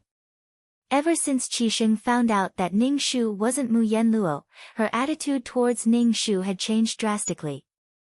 The tea she brewed was either too hot or too cold. She covered her nose and bluntly said that Ning Shu smelled very bad. She almost bluntly said, you're so ugly, why don't you die? However, she didn't directly drive Ning Shu away. She still let Ning Shu be her personal maidservant. She guessed that there was still some connection between the male and female leads. Ning Shu still had dark circles under her eyes and bright red lips every day, swaying in front of Qi Sheng. Qi Sheng's attitude towards her was very bad, but strangely, Li Yufei's attitude towards her was unprecedentedly good. It was so good that Ning Shu's hair stood on end. She didn't understand what was wrong with Li Yufei. Did she want to be good friends with her? Was it because she was ugly now that she could set off Li Yufei's peerless beauty? Come, Xiao Hong, this pouch is for you. There are some pieces of silver in it. Go and buy some rouge and face powder. Li Yufei handed a pouch to Ning Shu. In the face of the female lead's charity, as a dignified female lead, she should righteously refuse and defend her dignity. Ning Shu quickly took the pouch and said with a smile, thank you, Miss Yufei. Ning Shu opened the pouch in front of Li Yufei. There were many pieces of silver in it. She opened her mouth wide and smiled brightly at Li Yufei. With a sneaky face, she said to Li Yufei, Miss Yufei, is there anything I can do for you? By medicine, by sex toys, Ning Shu felt that he could do it for her. Li Yufei took 2 steps back and covered her nose with a handkerchief. She said, no, it's just that I see that your rouge and face powder are cheap. You can use this money to buy some good ones. Xiao Hong, your brother Xing's personal maidservant. Your appearance also represents brother Xing's face. Even if you don't pay attention to your image, you still have to think about brother Xing's face. Facing such humiliation from the supporting female lead, the female lead should be righteous and unyielding. You can insult my character, but you can't insult my dignity. Miss Yufei, although I, Xiao Hong, am ugly, I still have my dignity. Ning Shu puffed up his chest and rubbed it against Li Yufei's chest. Although I'm ugly, my chest is bigger than yours. Li Yufei. Qi Xing came back from outside and saw Ning Shu and Li Yufei together. First, Ning Shu snorted coldly, and then he said to Li Yufei gently, "How are you at home?" Li Yufei's smile was exceptionally gentle. Her entire body seemed to be covered with a layer of holy and gentle light. "Brother Sheng, Yufei has prepared the meal. Let's go eat," Li Yufei said shyly to Qi Sheng. Qi Sheng glanced at Ning Shu, took Li Yufei's hand, and said, "I know Yufei knows my taste the best. The food you make must be to my taste." Li Yufei's smile became even more bashful.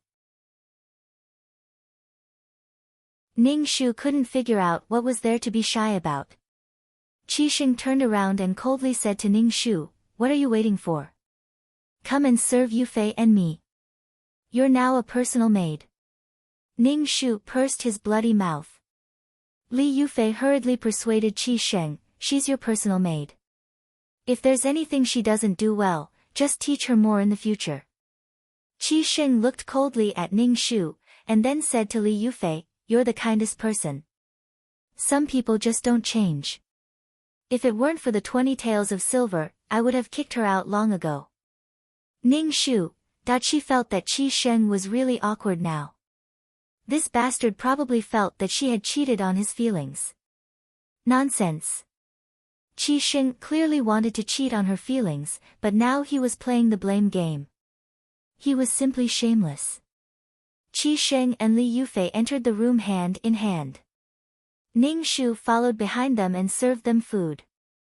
Qi Sheng clearly couldn't stand the stench on her body, but he still insisted on letting her serve him by his side.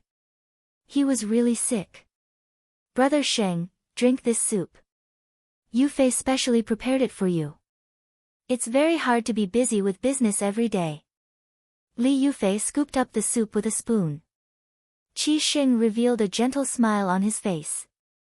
He directly grabbed Li Yufei's hand, brought the spoon in Li Yufei's hand to him, and drank it with a look of enjoyment. Looking at Qi Sheng's rippling appearance, Ning Shu thought that he was drinking an aphrodisiac. "Yufei, you drink too." Qi Sheng scooped a spoonful of soup and brought it to Li Yufei. Li Yufei drank it sweetly. After Qi Sheng and Li Yufei finished their meal, Ning Shu stood at the side and stared blankly at the pink bubbles rising from their bodies. She felt her teeth ache unbearably.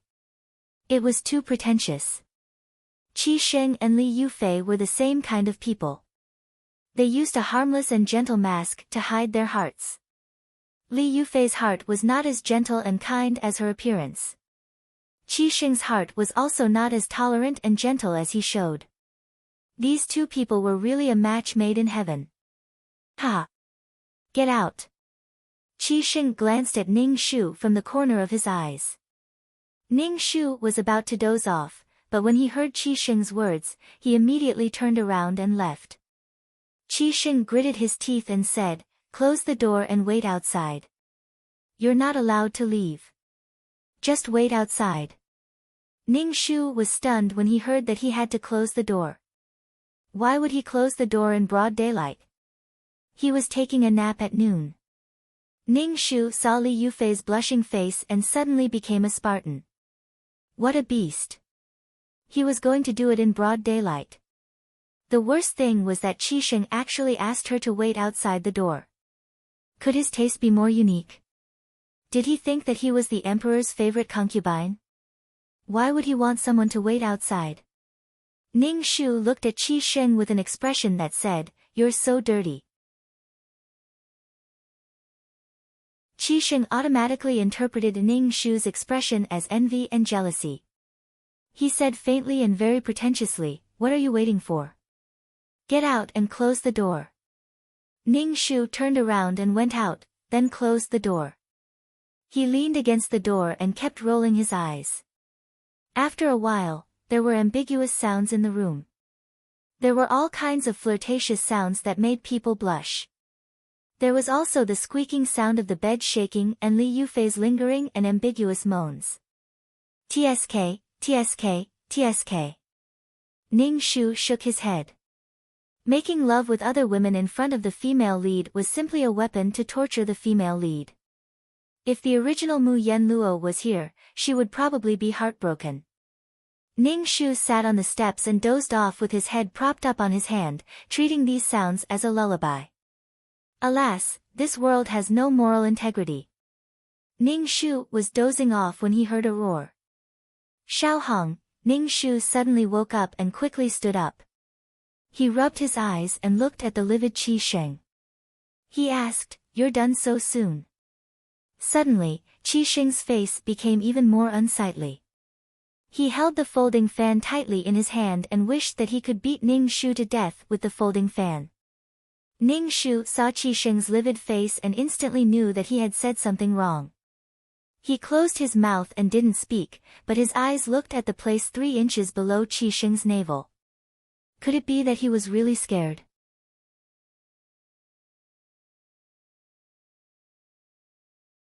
Chapter 151. Ning Shu's suspicious eyes made Qi Sheng's face tremble. Such a suspicious and wretched look made Qi Sheng once again confirm that this wretched woman was not Mu Yen Luo at all. Mu Yen Luo was peerless, noble, and beautiful. How could she be like this? Get away from me. I don't want to see you now. Qi Sheng rubbed the bridge of his nose, feeling uncomfortable. Ning Shu quickly left. Qi Sheng stopped Ning Shu again. Xiao Hong, wait a minute. Ning Shu looked back at Qi Sheng and asked, "Young master, is there anything else?" Qi Sheng walked in front of Ning Shu and asked very seriously, "Xiao Hong, I'll ask you one last time. Are you Mu Yen Luo or not? This is the last ultimatum I'm giving you. Tell me, are you Mu Yen Luo or not?" Qi Sheng's expression was very serious. Ning Shu waved his hand and asked, "Young master, what's wrong with you? I've said it before. I'm not Mu Yen Luo. My name is Xiao Hong. How many times do you want me to say it?" Very good, very good. Do you feel happy to tease me again and again?" Qi Sheng's face was livid. "From now on, you're no longer my personal maid. You'll be a servant of the Qi family." Qi Sheng turned around and left after saying that. After taking 2 steps, he turned back and said to Ning Shu contemptuously, "This is the price you have to pay for deceiving me. Damn, everything was just your imagination. She had never said that she was Mu Yen Luo. Now you're blaming me. Can you be reasonable?" After being deprived of her identity as a personal maid, Ning Shu was taken to the washtub by the ruthless nanny steward. Ning Shu said, "From now on, you'll wash the washtub and pour the night incense." Ning Shu, fuck you, Qi Sheng, so cruel. This smell was much more pungent than the smell on her body. The nanny in charge snorted and said, "Don't you know who you are? I knew you were unreliable. It hasn't been long since you annoyed the young master." Ning Shu stretched out his hand. The supervisor mammy asked in a daze, "What are you doing? Give me back the money I gave you back then. At that time, you said that I had a very promising future." Ning Shu lightly said. The nanny in charge's slanted eyes suddenly sharpened. "When did I take your money?" Ning Shu was speechless. Well, this old woman had Alzheimer's and couldn't remember anything. Ning Shu sneered and said, "Just take it as your coffin money. You actually dare to curse me?" The nanny in charge's face turned ugly. "You're just an ugly freak. Do you think the young master will let you go back? You're just a bitch. You're the lowly one. How dare you call our young miss a lowly one? Do you know who our young miss is? You actually let our young miss do such a dirty job." Yuelan stuck out her chest and was very imposing, scaring the nanny in charge. In the end, she was a maid of the Prime Minister's family and had seen the world. Ning Shu gave Yuelan a thumbs up. Yuelan immediately smiled at Ning Shu, destroying the imposing manner just now. The nanny in charge left with an unfriendly expression. She looked at Ning Shu with a particularly vicious gaze. When the female lead was in trouble, there would always be one or two vicious cannon fodders to deal with her. Ning Shu would never admit that she had courted death just now. Relying on the fact that she was the female lead, she had no scruples. Anyway, she wouldn't die. As long as she didn't get pushed by these 7 men, she would have completed the task. She would help Mu Yenluo get rid of these men and get rid of the NP ending. To be honest, Ning Shu would rather play with these NPCs. If she stayed with the male lead, she would be in danger of being pushed at any time. For example, she was facing Yi Lai Xiang and Gong Tong now. She didn't have to worry about being pushed by the male lead at all. Yuelan covered her nose and said to Ning Shu, "Young miss, are we really going to do this? It's really smelly." Ning Shu clapped her hands and said indifferently, "Your family's young miss is so noble and elegant. Such a peerless beauty, how could she do this kind of thing? Even washing clothes is more elegant than this. Then let's go, young Mississippi, didn't you say you wanted to travel around? Let's go now. Young miss, blow the whistle and let the shadow guards take us away." Yuelan held her breath and tried her best not to breathe. Her face was red from holding it in. Ning Shu looked at the sky at a 45-degree angle with a sad and beautiful face. Don't even mention how sinful she was. Your family's young miss still has things to do. She will leave soon. Ning Shu said in a rough voice. Yuelan was speechless. This servant doesn't understand what young miss wants to do. Yuelan nodded firmly. Wherever young miss goes, this servant will follow. Ning Shu's tears fell. This smell is too strong. The smell of urea fertilizer was very strong. That's right. Yuelan also wiped her tears. Little Red, our young miss is looking for you. A servant girl shouted at Ning Shu from afar. Ning Shu saw that the servant girl was one of Li Yufei's people. All kinds of conspiracy theories appeared in Ning Shu's mind. For example, Li Yufei saw that she was tired of Qi Sheng and wanted to find all kinds of reasons to torture her. Disfigure her. Little Red, come here quickly. The servant girl saw that Ning Shu didn't move and didn't dare to come over. She shouted at Ning Shu in a flustered and exasperated manner. Ning Shu walked over, carrying a strong smell. The servant girl almost vomited. She hurriedly said, "Young miss is looking for you," and ran away. Ning Shu couldn't figure out why Li Yufei was looking for her. Ning Shu didn't even wash up before heading to Li Yufei's courtyard. Ever since she came to the Qi residence, Ning Shu found that her body was full of all kinds of smells. Now, with the addition of the smell of the 5 grains, it was even more disgusting. As soon as Ning Shu walked into the room, Li Yufei immediately covered her nose. Ning Shu shouted, "What's that smell? Go wash up first. I have something to tell you. After you wash up, put on some powder." Li Yufei said with a frown. Ning Shu became more and more puzzled. What was this girl trying to do? Could it be that Li Yufei wanted to be good friends with her? That was impossible. The female lead had a halo that would make other women jealous. It would make people inexplicably unhappy with the female lead and then cause trouble for the female lead. She, the cannon fodder, became the female lead. Did this halo disappear? This didn't make sense. This wasn't fair. She was still the female lead. Ning Shu went back to wash up. Then, according to Li Yufei's request, she put some powder on her body and poured out an entire box. Right now, Ning Shu was very fragrant. Very fragrant, so fragrant that it was pungent. Ning Shu entered the room with a strong fragrance, causing Li Yufei to sneeze. She covered her nose and asked, How much powder did you put on? Can't you smell it yourself? This servant can smell it. It's very fragrant. Young Miss Yufei, smell it. Ning Shu walked in front of Li Yufei and raised her arm to Li Yufei's nose. Li Yufei's face darkened as she took a step back. She said with an ugly expression, "Little Red, I called you here because I have something to ask you."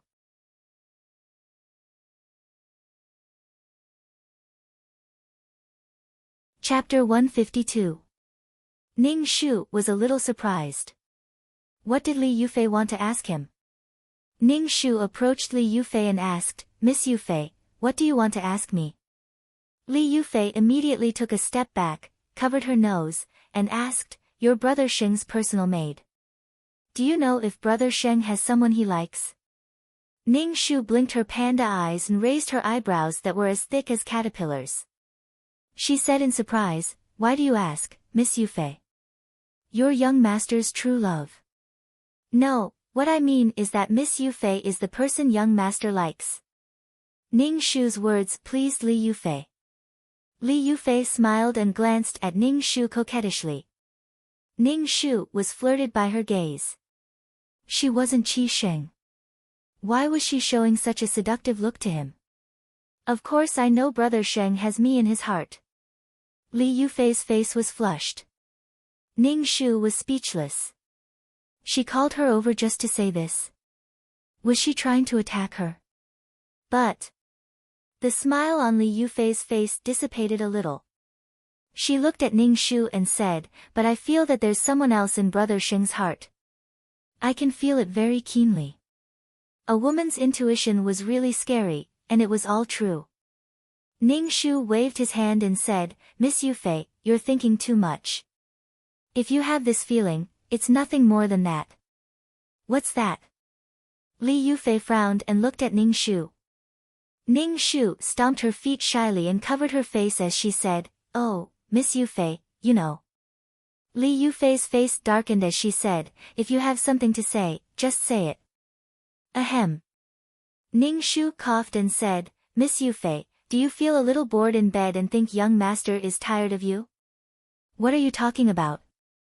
Li Yufei's face flushed red, and she was extremely shy. Ning Shu thought, "I didn't see you shy when we were having sex. Your shy look is really annoying. Don't all men like novelty?" Ning Shu grinned at Li Yufei.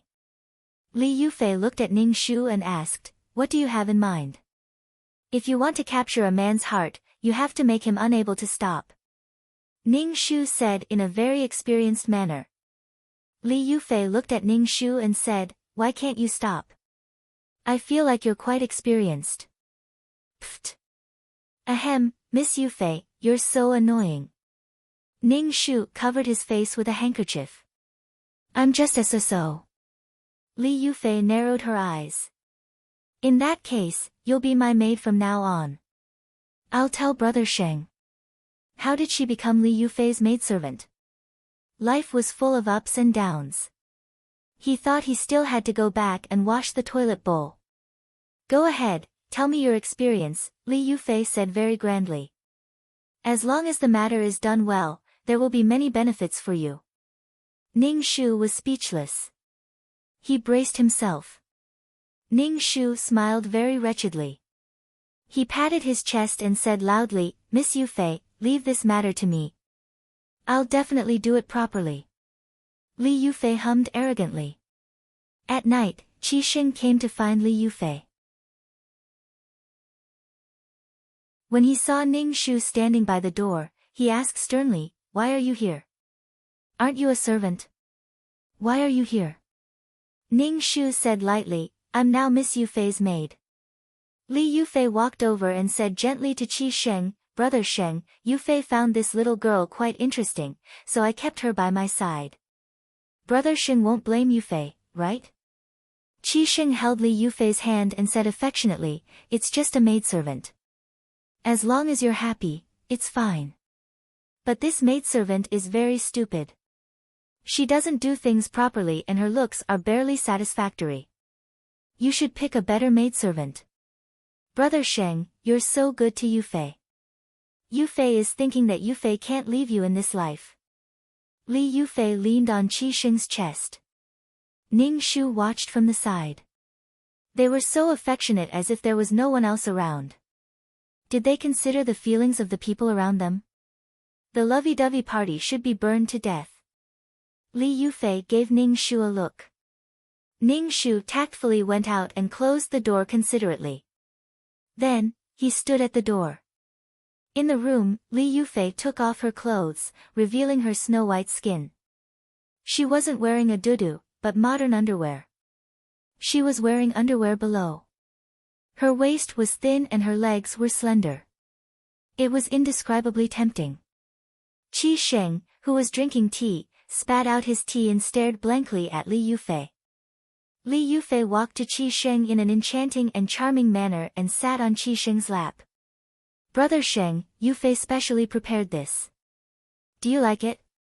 Qi Sheng felt his nose itch and hurriedly buried his head in Li Yufei's chest. Li Yufei's face revealed a smug expression. This was the first time she had seen Qi Sheng so excited. Brother Sheng, Yufei also prepared a surprise. Li Yufei became even more charming. Qi Sheng panted and said in a low voice, "What surprise?" "I'm very surprised now." "Good sister, you're so beautiful." Li Yufei was even more certain that Xiao Hong's method was right. Hence, she took out a whip from the box. Under Qi Sheng's baffled expression, Li Yufei coquettishly whipped Qi Sheng. Ning Shu heard Qi Sheng's heart-wrenching wail from outside. Then, he roared, "Li Yufei, what are you doing? Why are you whipping me?" Li Yufei said aggrievedly, "Is Brother Sheng unhappy?" Li Yufei's voice became even more aggrieved. Yufei wore this kind of clothes for Brother Sheng and even used a whip to make it more interesting. "I don't need a whip at all." "Ouch! Stop it. Brother Sheng, don't you love Yufei? Yufei changed like this because she loves you. Brother Sheng, this is very exciting." Li Yufei waved the whip as she spoke. "Yufei, put down the whip first." "Of course, I know you love me.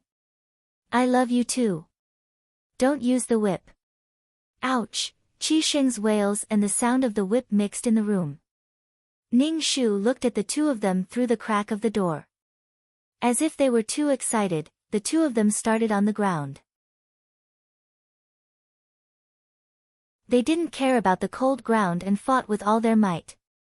Qi Sheng's attacks were very fierce, making Li Yufei's cries especially exaggerated. Her cadence could be heard even from outside the courtyard. "TSK, TSK, TSK. Can you keep your voice down?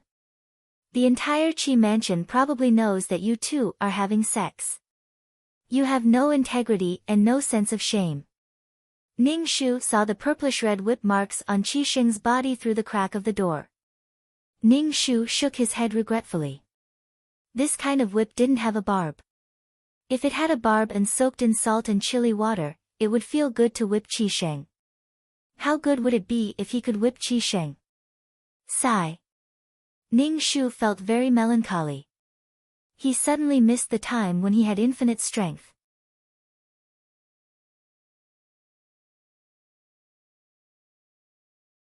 Chapter 153. Ning Shu's legs were numb from standing outside. Inside, they were still having sex. Previously, Ning Shu had suspected that something had happened to Qi Sheng's penis. Now, it seemed that it was still very mighty. How could something happen to the male lead's penis? Ning Shu lowered his numb legs and heard the door creak open. He looked up and saw Qi Sheng come out pretentiously. His face was flushed, and his expression was both happy and angry. Anyway, it was hard to describe. Qi Sheng glanced at Ning Shu's ugly face and said in a hoarse voice, "In the future, when I come here, you can only stay outside. I don't want to see your face." Ning Shu thought, "I fucking want to see you." Ning Shu lowered his head and didn't speak. Qi Sheng snorted and left. Ning Shu walked into the room and smelled a strong scent of sex. Li Yufei sat lazily on a chair with only a piece of clothing draped over her body. Her face was full of satisfaction and aftertaste, as if she was still savoring it. Ning Shu covered his eyes. It was too dirty. What a world without moral integrity. Li Yufei opened her eyes and saw Ning Shu. She smiled at Ning Shu and said, "Your method is quite useful. I've never seen Brother Sheng so excited. He's so passionate and wild, as if he wants to eat me.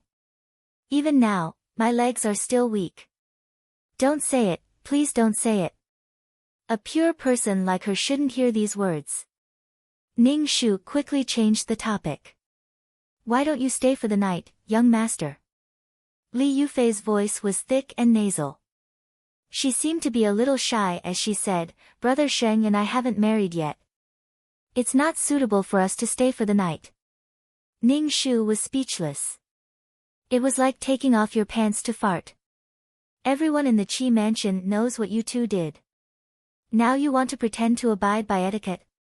Don't do it. Ning Shu looked at Li Yufei with a wooden face. Li Yufei's face was still filled with pleasure as she closed her eyes and fell asleep. "Ning Shu, at least go to bed. Is it really okay to sleep naked in this hall?" Ning Shu turned around and left without even closing the door. After returning to their residence, Yulan hurriedly came over to Ning Shu and asked, "Miss, that woman didn't do this to you, right?" "It's okay, your young miss is fine." Ning Shu felt really tired and fell asleep on the bed. The next day, Ning Shu was sleeping soundly when he was pulled out of bed. Ning Shu opened his eyes and saw that it was Li Yufei's maid. He immediately said, "Big sister, what is it that you won't let me sleep for?" The maid said, "What time is it now? You're still sleeping. Miss is looking for you." Ning Shu pursed his lips and followed the maid to see Li Yufei. Li Yufei's entire body seemed to be shrouded in a rosy glow. Her skin was pink and tender, and it was obvious that she had been nourished by someone. She was simply radiant. "Xiao Hong, come here. This is your reward." Li Yufei gave Ning Shu a purse. Ning Shu opened it and saw 2 heavy ingots of silver. Ning Shu quickly put away the silver. It would be a waste not to take it. "You did well this time," Li Yufei said. "Last night, I saw that Brother Sheng didn't like the whip very much. Is there any other way?" Ning Shu raised his thick eyebrows and said, "If you don't like the whip, then drip wax on it. You still have to use the whip. This time, you don't have to hit the young master. Let the young master hit you. These things need to be slowly adjusted. When the young master is used to this kind of stimulation, he will have no interest in other women. Naturally, his heart will be with Miss Yufei in the future. Then help me prepare," Li Yufei said. Ning Shu nodded. Ning Shu knew that Qi Sheng wouldn't come to find Li Yufei. After all, he had screamed so miserably last night. However, Qi Sheng still came. Looking at the incomparably beautiful Li Yufei, he had a conflicted expression. Ning Shu felt that Qi Sheng still had potential in his bones. Qi Sheng also felt it. When the whip hit a person's body, the burning sensation caused a tremor. It was painful and seemed to be accompanied by pleasure. This strange feeling made Qi Sheng feel very strange. He felt a different kind of experience and pleasure. Therefore, after hesitating for a long time, Qi Sheng still came to find Li Yufei. On the spot, they carried out a new method. The candle dripped on his chest. Qi Sheng's expression seemed to be painful and happy. He waved the whip in his hand and hit Li Yufei, who was kneeling on the ground with all 4 limbs. The whip hit Li Yufei's white skin, and in an instant, purplish-red whip marks appeared. However, Qi Sheng felt that his blood rushed to his head and his hair stood up. His whole body seemed to have been struck by lightning, and the electricity made all the cells in his body tremble. Li Yufei screamed in pain, but Qi Sheng was even more excited and kept whipping Li Yufei.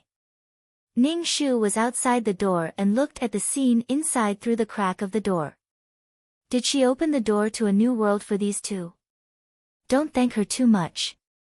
In the following time, Li Yufei and Qi Xing seemed to be enjoying themselves, which greatly exceeded Ning Shu's expectations. This is fucking possible. Sure enough, it was a world without logic. It only needed a little spark to burn into a big fire, and it felt like it couldn't be stopped. Ning Shu's theoretical knowledge was emptied by Li Yufei, and then Li Yufei and Qi Xing found their own way to complete the trick. Those scenes made Ning Shu stunned. Tied up and stuffed under. Ning Shu was a little disgusted. It was simply too evil. The evil of human nature could explode with just a little trigger. Ning Shu decided to leave. Seeing that Qi Sheng and Li Yufei were having so much fun, he decided to let them be together for the rest of their lives. In the evening, Ning Shu leaned against the wall of the courtyard and looked at Li Yufei's room. The room was brightly lit. Ning Shu was waiting for a surprise. When there was a surprise, he immediately left. "Miss, are you done? This servant can't do it anymore." Yulan gasped and said. She struggled to grab Ning Shu's ankle on her shoulder to prevent Ning Shu from falling. Right away, right away. Thank you for your hard work, dear." Ning Shu stood on Yulan's shoulder and stared at Li Yufei's room. Then he heard Li Yufei's voice change and wail.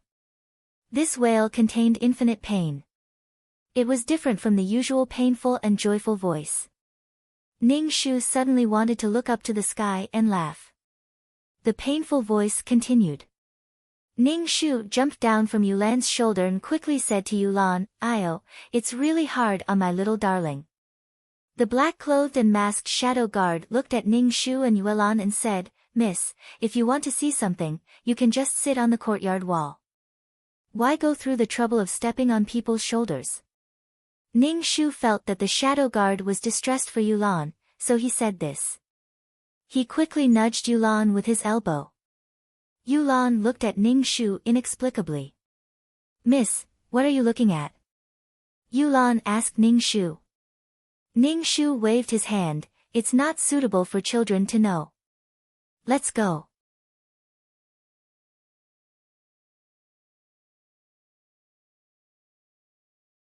Chapter 154. Ning Shu and the other two left Yi City under the cover of the night. The brightly lit room of the Qi residence was bloody and sexy. Qi Xing held a whip in his hand and whipped Li Yufei on the ground.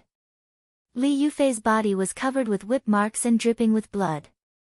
She kept moaning and shouted at Qi Xing, "Brother Sheng, stop hitting me. Yufei is in so much pain."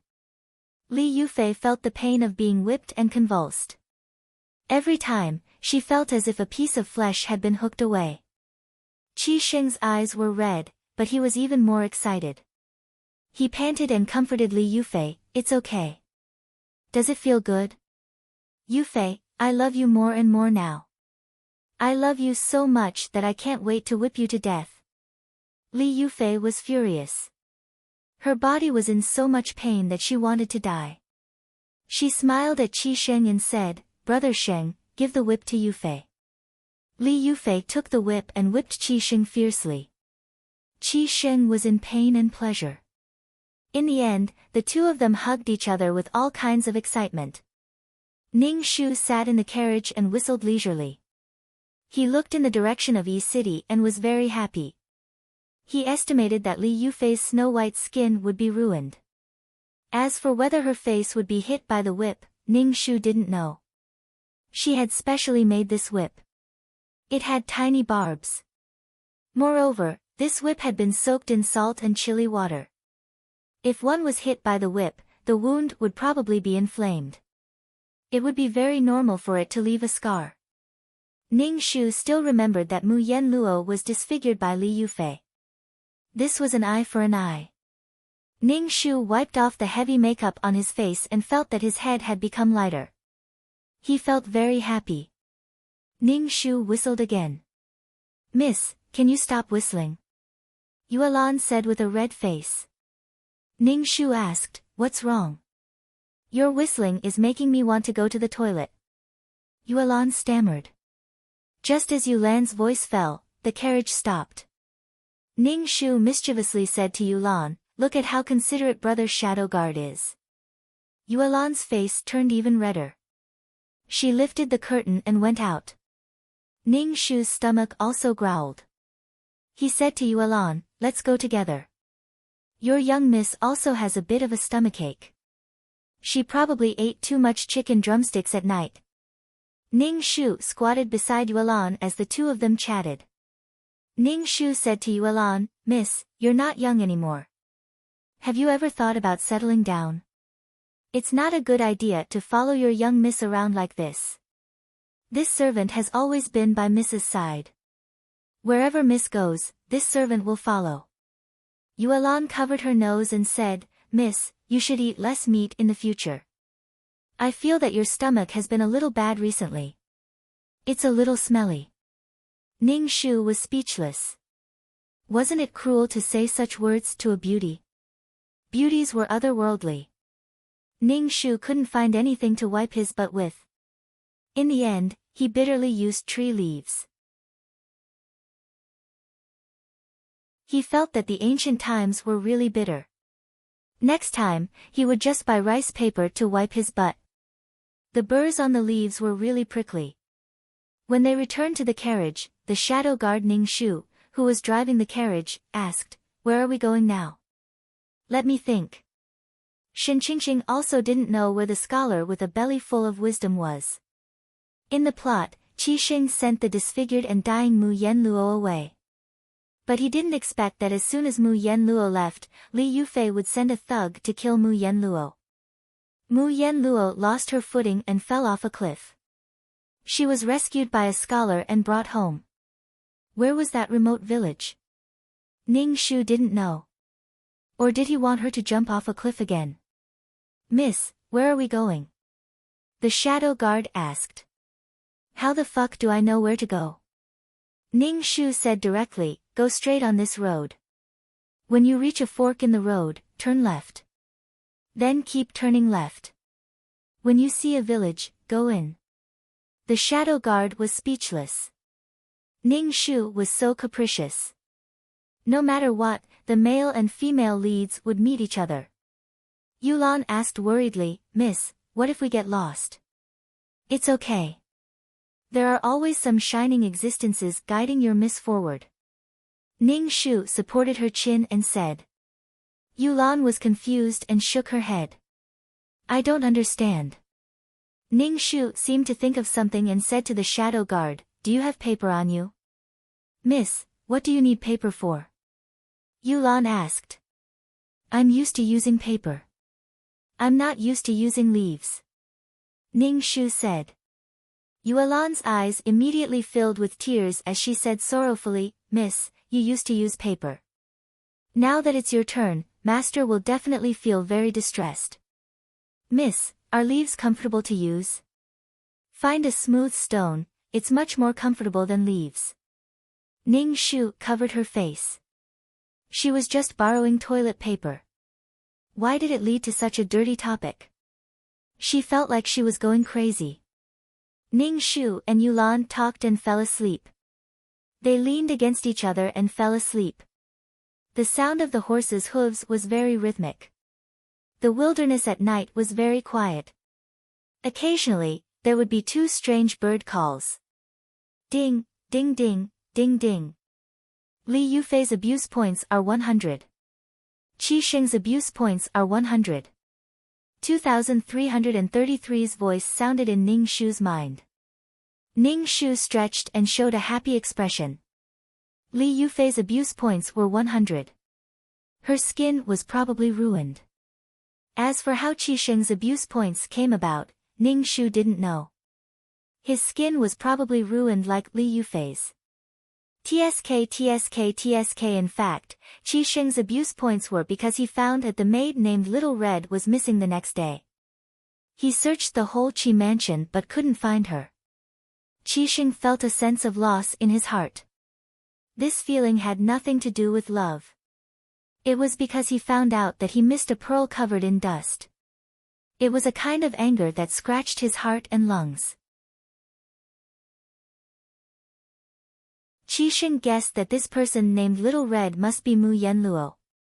She suddenly ran away, which made Qixing very angry. He went to ask Li Yufei where Little Red was, but Li Yufei was busy saving her skin. The whip marks all over her body were inflamed and swollen. She didn't care about Little Red. Moreover, Li Yufei hated Little Red in her heart. Their props were all prepared by Little Red. This whip suddenly had a barb, and so much material was added. Now that Little Red had run away, Li Yufei didn't even want to talk about Little Red. Qixing was very angry, but he couldn't directly tell Li Yufei that Little Red was Mu Yenluo. Qixing still couldn't bear to part with Li Yufei, especially since they had a common hobby. Qixing couldn't forget Mu Yenluo. He even imagined Mu Yenluo's white and flawless skin blooming with blood under his whip. Just thinking about it made Qixing tremble all over, and a look of enjoyment appeared on his face. As he thought about it, Qixing became excited. He pulled Li Yufei up from the bed and put the dog muzzle around her neck. He said to Li Yufei, "Come on, bark like a dog." Li Yufei's whip wounds hadn't healed yet. She felt a burning pain when her clothes rubbed against them. But when Li Yufei saw Qixing's evil appearance, her body began to heat up and tremble.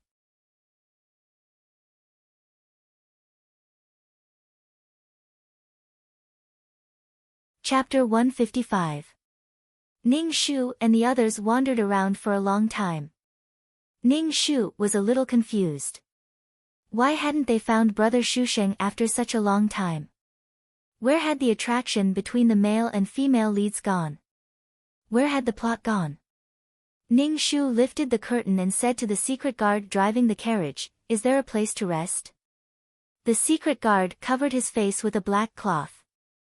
Only his eyes and forehead were exposed. He looked at Ning Shu and said, "I haven't found a village yet." Ning Shu frowned. Yuelan said, "Miss, why don't we turn right? If we can't find it, we'll turn right." Ning Shu was speechless. "Forget it, I'm a little tired. Let's set up camp." Ning Shu waved his hand and said. The secret guard said, "There's no need to go through so much trouble. There's no need to set up camp. You and Yuelan can rest in the carriage. I'll find a tree to sleep in. But I don't want to sit in the carriage anymore. I've been in the carriage for so long. I want to lie down and sleep for the night." Ning Shu said with a bitter face. In the carriage, he felt that he couldn't straighten his hands and feet. He felt very tired. The secret guard looked at Ning Shu with a gaze that said, "You're a princess again." Ning Shu was a little annoyed by the secret guard's gaze. He said, "There's only the three of us. Why are you covering your face? Do you know that you're very attractive like this? We have to keep a low profile." "How can we keep a low profile when you look like you want to rob the rich and give to the poor?" The secret guard didn't say anything, nor did he take off the black cloth. Then, he went to find a place to set up camp. Ning Shu covered his heart and looked hurt. He said to Yuelan, "Your secret guard is so cold." Yuelan said with a straight face, "Miss, the secret guard doesn't belong to this servant's family. He belongs to your family." Ning Shu was speechless. The secret guard was still more caring. He even roasted some game for Ning Shu and Yuelan. The shadow guard handed over something that looked like a chicken or a pigeon. Ning Shu quickly reached out to take the roasted chicken, but the shadow guard turned his hand and handed it to Yuelan. Yuelan was stunned at first. She took the roast chicken and saw Ning Shu's awkward look. She handed the roast chicken to Ning Shu and said, "Miss, why don't you eat first?" Ning Shu's face trembled as he reluctantly said, "No need, you can eat it. This is from Brother Dark Guard." "Miss, please eat." Yuelan Ning Shu said. "Ning Shu, I'm really not eating." "Yuelan, miss, you should eat. This servant knows that you like to eat meat recently." "Ning Shu, no need, you can eat it. Big Brother Dark Guardian gave it to you." "Yuelan, why don't we share it?" Ning Shu's face twitched violently. It was a skinny chicken. As for this, Ning Shu stuffed the chicken into Yulan's mouth. I told you to eat, so eat. Why are you talking so much nonsense? Yulan gnawed on the fragrant roast chicken. Ning Shu said, Miss, it's quite fragrant. No wonder Master likes to eat games so much. It's very fragrant. Miss, wait a moment. The secret guard is about to finish roasting it. Ning Shu stared at the roast chicken in the secret guard's hand and swallowed his saliva. Suddenly, the secret guard threw the roast chicken into the fire. Then, he pulled out his sword and pointed it at a certain place. He shouted loudly, Who is it? Yuelan threw away the roast chicken in her hand that had only bones left and righteously stood in front of Ning Shu. She imitated the cool tone of the secret guard brother and shouted loudly, Who are you? Come out and die. Don't even think about hurting my family's young miss. Ning Shu, why did you expose your miss? Ning Shu quickly covered his face with a veil, only revealing a pair of eyes. After a series of rustling sounds, a man wearing a green robe with a bamboo basket on his back walked over. He cupped his hands and said politely, I didn't mean to disturb you. It's just that the sky is a bit dark and I want to borrow some fire. Ning Shu slightly narrowed his eyes and looked at the man. It was too dark to see clearly, but he spoke politely. He had a strong feeling in his heart that this guy must be the male lead. Ning Shu coughed and said, It's fate that we meet. Such a warrior, come and drink a cup of water. The green-robed man elegantly cupped his hands and said to Ning Shu, Thank you, Mississippi. The green-robed man put down the bamboo basket on his back. There were some herbs in the bamboo basket. Ning Shu was confused for a moment. Was this guy a scholar or a divine doctor? Ning Shu's shadow guard said, See if the roast chicken in the fire is still edible. Let this warrior have a taste. The shadow guard glanced at Ning Shu and pulled out a black ball of roast chicken from the fire. It seemed that it was inedible. The green-robed man quickly said, Brother, there's no need to trouble yourself. I have my own dry food. As he spoke, he took out his own pancake. Seeing that the three people were staring at him, he took out a few more. Ning Shu said, It's something from the countryside. I don't know if you'll like it. It's okay. Ning Shu took a bite of the pancake and almost broke his teeth. It was really hard. After taking a bite, he handed the pancake to Yulan and said, You should also try it. It's good for your bowels. When the green-robed man heard Ning Shu's words, he frowned in discomfort. However, he didn't say anything in the end. Yulan took the pancake and took a bite. Then, she handed the pancake to the shadow guard. The shadow guard took a bite and put away the pancake. He said indifferently, This pancake is quite rare. The green-robed man quickly waved his hand and said, It's not rare. It's just some crude food from the countryside. It's fine as long as you like it. As he spoke, he gnawed on the pancake and took out some water from the bamboo basket. Ning Shu and the other two stared blankly at him as he gnawed on the pancake. His teeth were really good. Ning Shu coughed and asked, May I ask for your name? The man in the cheaphouse seemed to be a little disgusted by the name, warrior.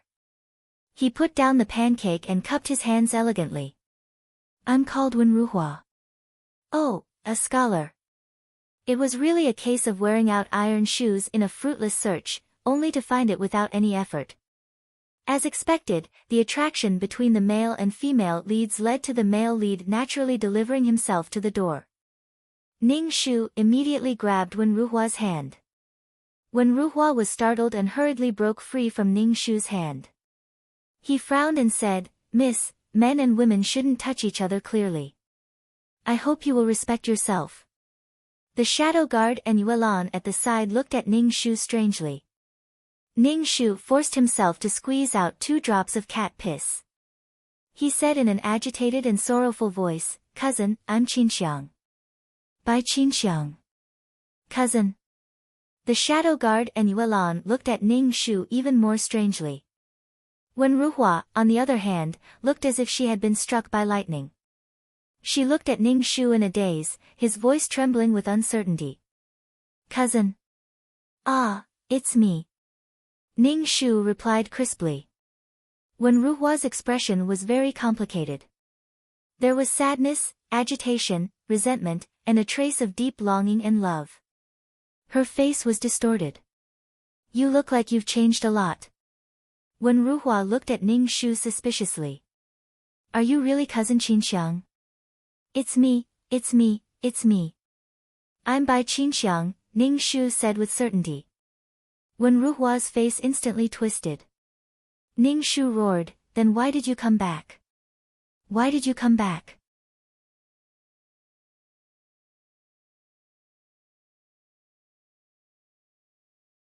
Chapter 156. Wen Ruhua was so agitated that her body trembled. Ning Shu roared and his saliva almost splashed onto Ning Shu. Ning Shu hurriedly took a step back and said in a sorrowful tone, Cousin, are you still blaming Qinxiang? Wen Ruhua's expression was ugly. She was so angry that she couldn't speak. Yuelan couldn't stand it anymore. She pulled Ning Shu to the side and asked, Miss, when did you change your name? When did you have such a distant cousin? Ning Shu patted Yuelan's head and comforted her, Be good, don't make a fuss. Your miss naturally has her reasons. Wen Ruhua looked at Ning Shu with a complicated expression and asked, Why did you come back this time? Naturally, I came back to find cousin, Ning Shu said matter-of-factly. Wen Ruhua was so angry that she gasped for breath. She looked at Ning Shu with red eyes and said, You're already married. Why did you come back to find me? What do you take me for? There was actually a rather twisted story that changed Wen Ruhua's fate. It was just that Wen Ruhua and his engaged cousin were in love with each other. Moreover, Wen Ruhua was a very talented person with a good family background. Wen Ruhua promised to marry Bai Qinxiang as soon as he passed the imperial examination. However, before Wen Ruhua could take the imperial examinations, she was struck by a bolt from the blue. Her cousin's father ignored the engagement and directly betrothed Bai Qinxiang to the son of a high official. Moreover, that high official wasn't someone he could afford to offend. Wen Ruhua wanted to find Bai Qinxiang for an explanation. They were so in love in the past, but her cousin married someone else just like that. Wen Ruhua found Bai Qinxiang. Bai Qinxiang said guiltily, I'm sorry, cousin. I can't wait any longer. Instead of waiting for you to take the imperial examinations, I'd rather choose someone who's already successful and famous. Cousin, forget about me. You have someone more worthy of your love. Wen Ruhua simply couldn't believe it. In the past, they had been so sweet and intimate. In the blink of an eye, he could be so heartless. So what if they had feelings for each other in the past? Wen Ruhua's liver was about to explode from anger. Women were all vain sluts, and those officials were all tyrannical executioners who brought misery to people's lives. This world was really dark and filthy. After Wen Ruhua got drunk, she abandoned her family business and ran to a remote village to teach. She often lamented that she was full of wisdom but had no use for it. However, she also despised the darkness of the official path. Wen Ruhua swore that she would never step into the officialdom in this lifetime. Wen Ruhua hated that official's son for stealing her beloved. She even hated that official. She hid in this corner and prepared to spend the rest of her life there. The corner of Ning Shu's mouth twitched. He felt that Wen Ruhua's brain was different from that of ordinary men. Normally, a strong-willed man would work hard when faced with this kind of situation. He would work hard to climb up and then go back to slap his cousin's cheap face. He would marry a woman who was better than his cousin and live a better life. He would take revenge on his cousin and make her regret it. However, Wen Ruhua directly shrunk back and hid. She was depressed that she couldn't achieve her goal. She was extremely pretentious. Even Ning Shu didn't like this man. A man's responsibility and wisdom were undoubtedly revealed when something big happened. However, when Ruhua was clearly the kind of person who didn't have much responsibility. Sometimes, he felt that she was quite childish and quite a bit of a narcissist. Why don't you say something? Why did you come back? Did that official's son abandon you? You're not a pretty girl to begin with, so of course he's tired of you. When Ruhua's voice was a little shrill, as if she was venting her anger. Ding, abuse points 20. Ning Shu, moi, did you miss your family? 2333's voice sounded in Ning Shu's mind. Ning Shu, scram. Humph, a woman who doesn't mean what she says. 2333 coldly snorted and disappeared. Say something. Why didn't you say anything? Why did you come back to me? Did you think that I would still accept you? I was tricked by you once. I won't be tricked by you a second time. When Ruhua screamed hysterically at Ning Shu. Ning Shu was communicating with the system in his mind. When Ruhua's screams were almost deafening. Ning Shu couldn't help but dig his ears. Previously, when Ruhua looked like a scholar. Why was he acting like a chinibyu now? Young man, your image has been ruined quite a bit. Hey, who are you? How dare you say such things to my young miss? Do you believe that I'll let the young miss's secret guards poke you into a sieve? Yulan and Wen Ruhua retorted, know your identity. Our young miss is not someone you can casually criticize. Wen Ruhua's face showed a bitter expression.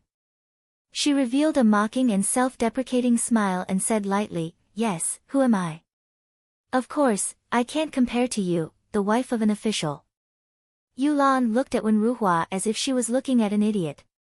Didn't he even suspect that her miss was her cousin? He didn't even try to verify it before roaring loudly here. Seriously. She felt that there was something wrong with his brain, and it was quite serious. The secret guards couldn't stand it anymore. Ning Shu asked, young miss, do you want to get a tent for your cousin? Before Ning Shu could open his mouth, Wen Ruhua immediately shouted, no need, by Qinxiang. I don't need your charity. I'll sleep outside. Ning Shu was speechless. She was so stubborn. Ning Shu thought that Wen Ruhua would just leave. Sleeping outside showed that she had a backbone. Ning Shu yawned. He really didn't want to argue with Wen Ruhua anymore. He pulled Yulan into the tent and said, turn off the lights and sleep. Wen Ruhua looked at the tent with a complicated expression. It was as if she wanted to see through the tent. The secret guards only glanced at Wen Ruhua. They took a rope and tied it between two trees. Then they slept on the rope like Xiao Longnu. However, they didn't have Xiao Longnu's elegant beauty. The secret guards were only frightened. When Ruhua saw that no one was paying attention to her, she leaned against a tree and stared blankly at Ning Shu's tent. When Ruhua stared until her eyes were red. From time to time, she would grind her teeth. In the quiet night, she looked particularly gloomy. Ning Shu was sleeping soundly in the tent with Yulan in his arms. He didn't know that Wen Ruhua was pacing back and forth outside the tent after a sleepless night. Even if Ning Shu knew, he wouldn't care. However, Wen Ruhua's heart was much more irritable. She couldn't help but wonder what happened to Bai Qinxiang. Why did she come back to find her? What did she think of her? Why did she abandon her just like that? Why was his heart still so unsettled? Why was he affected by this vain woman? When Ruhua paced outside the tent for the whole night. In the morning, she saw Ning Shu stretching comfortably. The anger that she had suppressed for the whole night was about to explode. However, when she saw Ning Shu's eyes under the veil, she was stunned.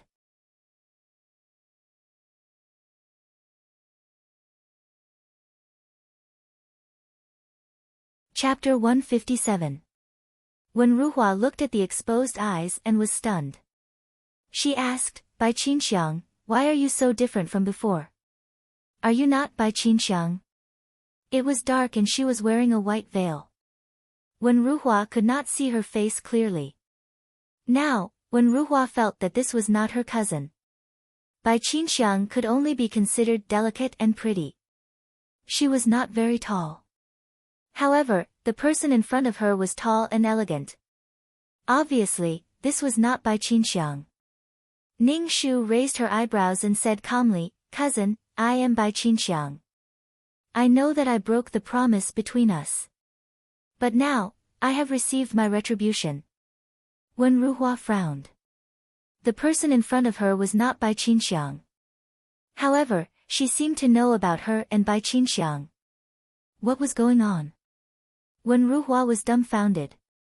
Ning Shu held her face in her hands and said, "Do you feel that my eyes have become watery and that I've grown taller? After all, I married into a rich family.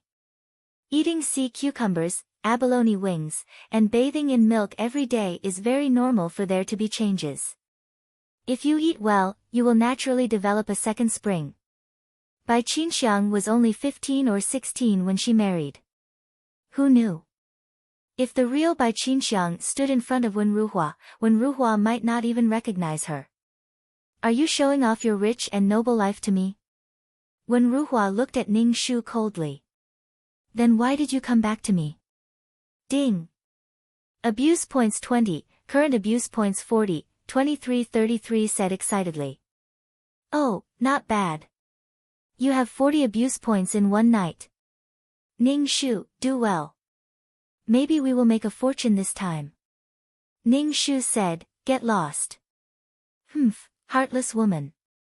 I hate you. Don't you ever see me again." As 2333 wiped his tears, Ning Shu heard 2333's simulated footsteps in her head. 2333 yelled at Ning Shu, "Stop me. Stop me. Ning Shu, get away from me." Ning Shu looked at Wen Ruhua, who hadn't slept the entire night and looked very haggard. His green robes were stained with dust and grass, his face was haggard, and the stubble on his chin had turned blue. This image was too tragic. Wen Ruhua's heart ached when her cousin married another man out of vanity. Ning Shu's casual words triggered the pain in Wen Ruhua's heart. This was the unbearable pain that Wen Ruhua buried deep in her heart. Ning Shu felt that Wen Ruhua was both pitiful and hateful. She was a weak and incompetent person who couldn't take any blow and even gave up on her own life. She had no sense of responsibility at all. How could such a man become the male lead? He reckoned that he would have to share Mu Yen Luo with the other 7 men in the future. Ning Shu would feel that he was being bullied. These male leads were either powerful, rich, or highly skilled in martial arts. They were neither good nor evil. But Wen Ruhua felt that it was completely meaningless. Even if she read a lot of books, it was useless. If she couldn't get the female lead, she would have to fuck herself. Ning Shu's imagination ran further and further away, and he felt that he couldn't pull it back. Wen Ruhua grabbed the bamboo basket and prepared to leave. Ning Shu hurriedly asked, "Where are you going?" Wen Ruhua said coldly, "Naturally, I'm going back." Ning Shu said, "I'll go with you." Wen Ruhua immediately roared, "Bai Qinxiang, I'm not something you can throw away as you wish. You're wasting your time." Ning Shu didn't care about Wen Ruhua's attitude at all. He got into the carriage and followed behind Wen Ruhua. Wen Ruhua was so angry that she quickened her pace. But how could her 2 legs outrun the 4 legs of a horse? Even if Wen Ruhua's 3rd leg was added, it was useless. Wen Ruhua really couldn't do anything about the people behind her. She could only let them go and ignore them. Yuelan lifted the curtain and looked at Wen Ruhua in front of her. Ning Shu asked, "Miss, is there something wrong with that person's brain?" "There's nothing wrong with her. She just feels that she's the most miserable person in the world and feels sorry for herself," Ning Shu said lightly. For a woman, and for such an unworthy woman, she ruined her life and gave up her life. No, it should be Wen Ruhua who ruined her life. She ran away from home and didn't care about her parents who were already old. She ran to the countryside to teach and educate people. He really didn't know what kind of students Wen Ruhua taught were like. In the plot, Mu Yenluo was chased by the thugs sent by Li Yufei and fell off a cliff. She was saved by Wen Ruhua, who was picking herbs. Although she survived, Mu Yenluo's face was disfigured and her body was mottled with traces of torture. It was simply unbearable to look at. The world's most beautiful woman became an ugly person. Mu Yenluo could only light a mask and cover her head every day. Her face was covered and only her eyes could be seen. Mu Yenluo's heart was only numb to her disfigurement. She even let it be. Everything was because of her appearance and she had suffered such a thing. After Mu Yenluo recovered from her injuries, Wen Ruhua didn't drive her away. The two of them lived like this. Their relationship was ordinary. Mu Yenluo was grateful to Wen Ruhua for saving her. She helped Wen Ruhua with some housework, chopping firewood, cooking, and washing clothes. Just like that, they settled down. Sometimes, Mu Yenluo would send food to the school. She was ridiculed by Wen Ruhua's students as ugly. Some bold and naughty students even threw stones at Mu Yenluo. Wen Ruhua despised Mu Yenluo for embarrassing herself. She couldn't be a person in front of the students and couldn't establish her prestige in front of the students. She forbade Mu Yenluo from coming to the school in the future. Otherwise, she would drive her out. Mu Yenluo was very sad. From a beautiful woman to an ugly person, the difference was too big. Although Mu Yenluo's face was disfigured, her exposed eyes were very charming. They were as clear as water, flickering with a burning light. Just a glance at them would make one's bones go soft. Because of these eyes, Mu Yenluo was fancied by the village head's son. This village bully was also desperate. He directly said that although her face was disfigured, her eyes were still very beautiful. She was a woman after all. Once the lights were turned off and the quilt was turned off, she would be the same as a woman. When Wen Ruhua heard about this, she ridiculed Mu Yenluo. She said that Mu Yenluo couldn't stand loneliness even though her face was disfigured. Did all women like to hook up with powerful men? The village head's son was definitely someone with power and influence in this village. He reminded Wen Ruhua of her cousin, the one who betrayed her and became a rich madam. Women were all so ungrateful.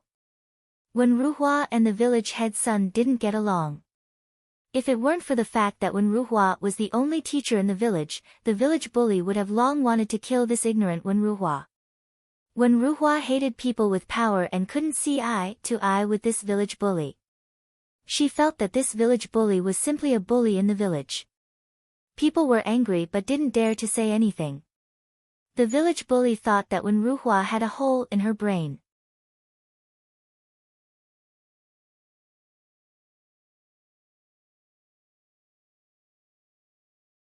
Chapter 158. The village bully couldn't bear to see Wen Ruhua always pointing fingers at him, as if he had done something that angered the heavens and the people. It was as if he was the arbiter, as if he was a great hero who fought against the evil forces.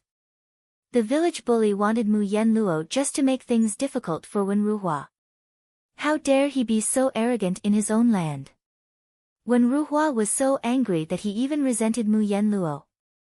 One night, he directly raped Mu Yenluo, saying that since she lacked a man, he would be merciful and satisfy her. However, Wen Ruhua despised Mu Yenluo. When he found out that Mu Yenluo wasn't a virgin, he despised her even more. He finished in a hurry and didn't forget to despise Mu Yenluo, who was lying on the Kong bed while pulling up his pants. After having sex with Mu Yenluo, Wen Ruhua seemed to be in the right. He straightened his chest and said, "So what if you're the village bully? Even if you want to have sex with Mu Yenluo, you're just going to have sex with her used shoes." Mu Yenluo didn't expect that she would still have such a fate after being disfigured. She still had to be treated like this by a man. In an instant, Mu Yenluo wanted to die. Mu Yenluo directly hung herself from the beam, but Wen Ruhua saved her. When Ruhua threatened that if Mu Yenluo wanted to die, she would give her to the village bully. Even her corpse would be given to the village bully. Mu Yenluo was so scared that she didn't dare to seek death anymore. Just like that, she lived with Wen Ruhua. A single man and a single woman lived under the same roof. In addition, the two had already broken through the paper window. Wen Ruhua and Mu Yenluo were entwined from time to time, which made Wen Ruhua feel very good. However, in his heart, Mu Yenluo was just a prostitute who could satisfy his physical needs at any time. He never treated her as an equal. Ning Shu took a deep breath as if he had a toothache. He felt that Mu Yenluo was inexplicably implicated wherever she went, and the one who suffered was Mu Yenluo. Wen Ruhua was also a beast with a human face. What kind of ability was it to bully a disfigured woman? He even despised her while doing it. Later on, the village bully felt that Mu Yenluo was too pitiful after being bullied by Wen Ruhua, so he told Mu Yenluo to send her away. Wen Ruhua, who had just returned from the school, saw the village tyrant and Mu Yenluo pulling each other. She immediately misunderstood and rushed into the central room. She pulled out her ancestral sword and randomly slashed at the village tyrant. As a result, in the chaos, she directly stabbed Mu Yenluo in the stomach. At this time, Mu Yenluo was pregnant and was bleeding profusely from head to toe. Wen Ruhua was scared out of her wits. Mu Yenluo, whose heart was as dead as ashes, fell and jumped into the river outside the house. The villagers searched for her body for several days but couldn't find it. Wen Ruhua was so dispirited that she wanted to die. Only when Mu Yenluo disappeared did Wen Ruhua realize that she had fallen in love with Mu Yenluo. This was the second blow in her life. Wen Ruhua wanted to jump into the river. In the end, he was stopped by the village chief, who blabbered on and on about how the children in the school needed him. Without him, the children wouldn't know what to do. Then Wen Ruhua said in her heart, "Yenluo, because someone needs me, I can only live in this world. When the time comes, I will come and find you." "I love you," blabbered on. Ning Shu not only gasped for air, but also kept wiping the cold sweat on her forehead. Seeing Ning Shu's face full of cold sweat, Yuelan hurriedly took out her handkerchief and helped wipe the sweat. She asked, "Miss, what's wrong?" "I was scared stiff," Ning Shu said with a toothache. The weak scholar was as vicious as a murderer. Yuelan hurriedly looked left and right. Her face was a little pale. She stuck close to Ning Shu and asked with trembling teeth, "Miss, what did you see? Don't scare me." Ning Shu pushed Yuelan away and said in a bad mood, "How can there be a ghost in broad daylight?" Yuelan immediately breathed a sigh of relief. "Yes, it's broad daylight." "What scared you?" "She's just a child." "Don't ask." Ning Shu lifted the curtain and saw Wen Ruhua walking in front of him. His speed was a little slow, so she guessed that he had left. "Cousin, do you want to get on the carriage? You're a scholar. You must be tired after such a long journey." Ning Shu shouted at Wen Ruhua. Wen Ruhua stopped and turned to look at Ning Shu.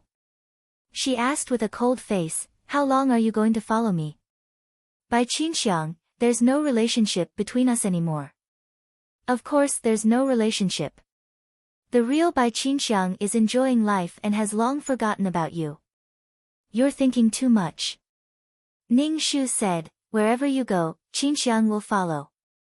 Now, Qinxiang has nowhere to go, so I can only look for you."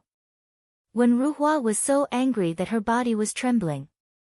Her face was ashen, and she looked at Ning Shu with a lingering and hateful gaze. "Get on, cousin." Ning Shu smiled and said to Wen Ruhua. Wen Ruhua waved his hand and said coldly, "Men and women shouldn't interact so clearly. I won't get on the carriage. I'll sit outside." Wen Ruhua put down the bamboo basket on her back and hugged it to her chest. She sat beside the secret guard. Ning Shu was speechless. Ning Shu felt that Wen Ruhua's way of thinking was very strange. If she had a backbone, she wouldn't get on the carriage. Did she think that sitting outside was an act of backbone? Or was she used to finding excuses for her actions? Ning Shu rolled his eyes and put down the curtain. He said to Wen Ruhua through the curtain, "Cousin, why are you picking herbs? Don't you even have the money to buy herbs? Why do you have to pick herbs so painstakingly?" Ding! Abuse points, 10. Current abuse points, 50. Ning Shu raised his eyebrows. He had hurt Wen Ruhua again. This cousin's identity was simply a weapon of mass destruction. A casual word of disdain could cause damage to his scholarly cousin's heart. Wen Ruhua snorted coldly, her tone full of sarcasm. "How can a rich madam like you understand the lives of ordinary people like us? Although I'm poor, I'm earning my own living. At least I'm better than some people who betray their trust and earn their wealth. Since you can't stand it, why are you following me? TSK, TSK." Look at how righteous she sounded. If it wasn't for the abuse points, Ning Shu would have thought that Wen Ruhua really didn't care about it. Wen Ruhua probably cared about it to death. His fiancée left him because of glory and wealth. Money and power were the pain in Wen Ruhua's heart. She wanted to obtain them, but she was very repulsed by them. Ning Shu rolled his eyes again. He felt that her brain had become abnormal after reading so much. Everyone said that reading was wise, but Ning Shu felt that Wen Ruhua was becoming more pedantic the more she read. Other people absorbed the essence from reading, but Wen Ruhua absorbed the dregs from reading. To say that Wen Ruhua was full of wisdom was an exaggeration. He was just good-looking and had the temperament of a weak scholar. He was different from other cool and domineering male leads.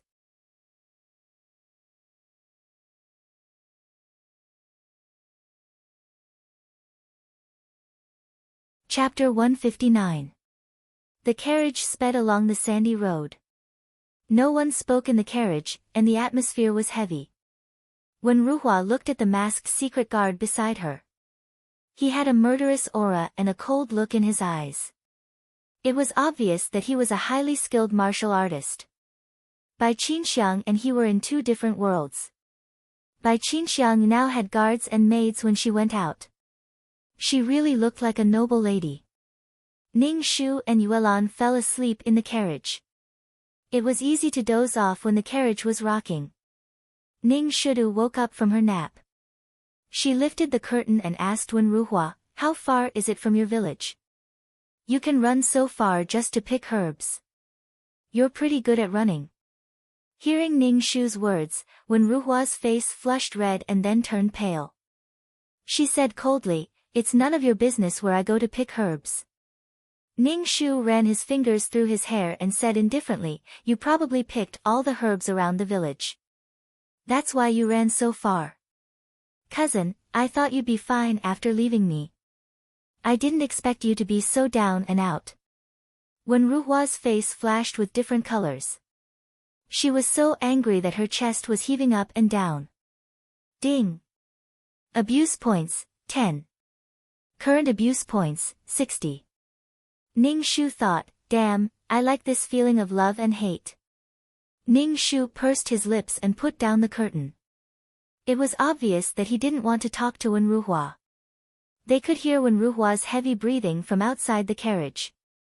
"Stop the carriage. I want to get off." "Bai Qinxiang, what do you mean by this? Did you come back to humiliate me?" Wen Ruhua said to Ning Shu in the carriage. Ning Shu said indifferently, "Cousin, I'm here to seek shelter from you. I'm at my wit's end. Only you can save me." Wen Ruhua was furious. This is the attitude of a beggar. "Bai Qinxiang, let me tell you, I don't owe you anything. How dare you come back now? Cousin, didn't Qin Xiang apologize to you? In the past, Qin Xiang let you down. Now, Qin Xiang knows that she was wrong." Knowing that cousin didn't go for the imperial exam because of Qin Xiang felt touched and guilty. That's why Qin Xiang came back this time to urge cousin to study and then go for the imperial exam, Ning Shu lied. Wen Ruhua's eyes almost popped out of their sockets. How could this woman have the cheek to say such words? Back then, she had left as soon as she said she would. Now, she was back, saying that she would accompany her for the imperial examinations. Wen Ruhua was so angry that her blood was boiling. How could a woman be so cheap and shameless? Could it be that she had no shame at all? Wen Ruhua wanted to get off the carriage, but the secret guard didn't stop the carriage. Wen Ruhua didn't have the courage to jump off the carriage, so she arrived at the entrance of the village with an ashen face. Ning Shu looked at the village with smoke rising in spirals. He turned to Wen Ruhua and said, "How did you find such a remote village to live in seclusion for the rest of your life?" "It's not easy." Wen Ruhua didn't say anything and walked into the village. Ning Shu's secret guard and Yuelan said, "Let's go too. There's a place to rest."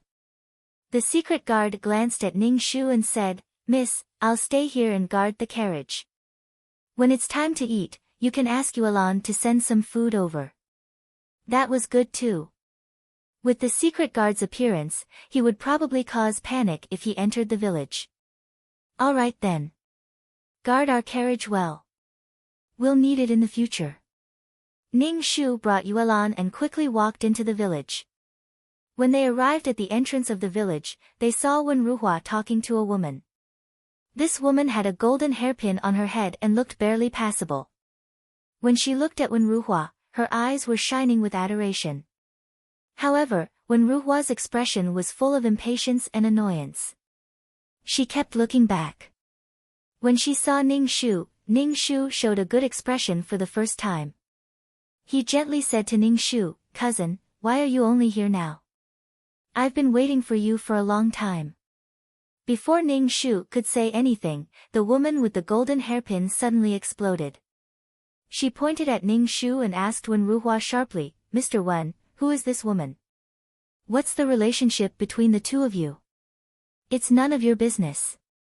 Miss He, I hope you won't disturb me in the future. Otherwise, other people's gossip will be bad for your reputation." He Xiaohua's finely trimmed eyebrows suddenly raised. She put her hands on her hips and said, "Who dares to talk about me in this He village? So what if I like you? As long as you marry into my family, your life will be better than now. In the future, you won't have to suffer when your students can't pay for their tuition." When Ruhua saw He Xiaohua's vulgar appearance and said sternly, "Miss He, I'll say it again. It's impossible between you and me. Just give up." He Xiaohua was a woman after all. She was rejected by Wen Ruhua in front of such a beautiful woman like Ning Shu. He Xiaohua was angry and anxious. Ning Shu said fiercely, "Just you wait," and ran away crying. Ning Shu raised his eyebrows and said to Wen Ruhua, "This woman is very cute. She really likes you. Why are you so against it?" Wen Ruhua's expression became worse. It was as if it was embarrassing to be liked by He Xiaohua. Moreover, He Xiaohua's temperament and appearance were not as good as Bai Qinxiang. Even Wen Ruhua couldn't deny that Bai Qinxiang was very beautiful now. Although her face was covered, her graceful figure and noble temperament were countless times better than the rustic He Xiaohua. Moreover, her light tone just now had a hint of surprise. It was as if Wen Ruhua, had fallen to the point of being liked by a woman like her. Ding, abuse points 10. Current abuse points 70. 2333's voice was very excited. "Come on, Ning Shu. Do your best and raise the abuse points to 100. She was just casually asking a question. How did she end up poking at Wen Ruhua's sore spot? Why was her heart so fragile? Wen Ruhua flicked her sleeve and coldly snorted, "It is impossible between me and Xiaohua. Her brother relies on the fact that his father is the village chief to bully everyone in the village. You also saw earlier that Xiaohua is just like her brother, unruly and overbearing. Even if I, Wen Ruhua, am unable to bear it, I will not marry such an unruly and rude girl." Ning Shu was speechless. He should really let this woman be alone for the rest of her life. She felt too good about herself. If she was in a modern society where there were more men than women, she would definitely be slapped in the face. He felt that this Wen Ruhua did not know how to be a person at all. She was simply an idiot. No wonder he Xiaohua's brother hated when rushing. Ning Shu chuckled and did not say anything. Beside him, Yuelan also curled her lips. Ning Shu followed Wen Ruhua to the thatched hut. The hut was surrounded by a bamboo fence. Some messy vegetables were planted inside. There were overgrown weeds and no one took care of it. Not far from the hut was a big river.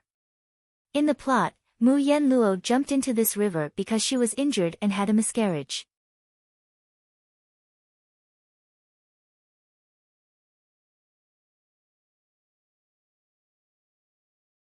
Chapter 160. Ning Shu couldn't figure out why Wen Ruhua would choose such a place near the river. If there was a storm and the river rose, wasn't she afraid that it would wash away his house? Or was it to serve the plot so that Mu Yanluo could drag her injured body into the river and disappear to meet the next man? Ning Shu stood in front of the fence and didn't enter.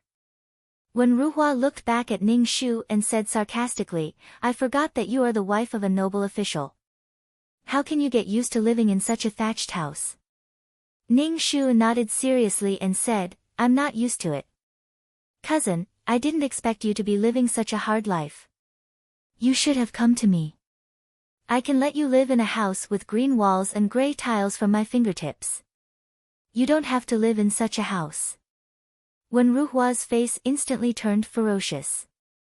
Ning Shu roared, "Put away your disgusting face. You only got your money by selling your dignity. You're disgusting." Ning Shu was speechless.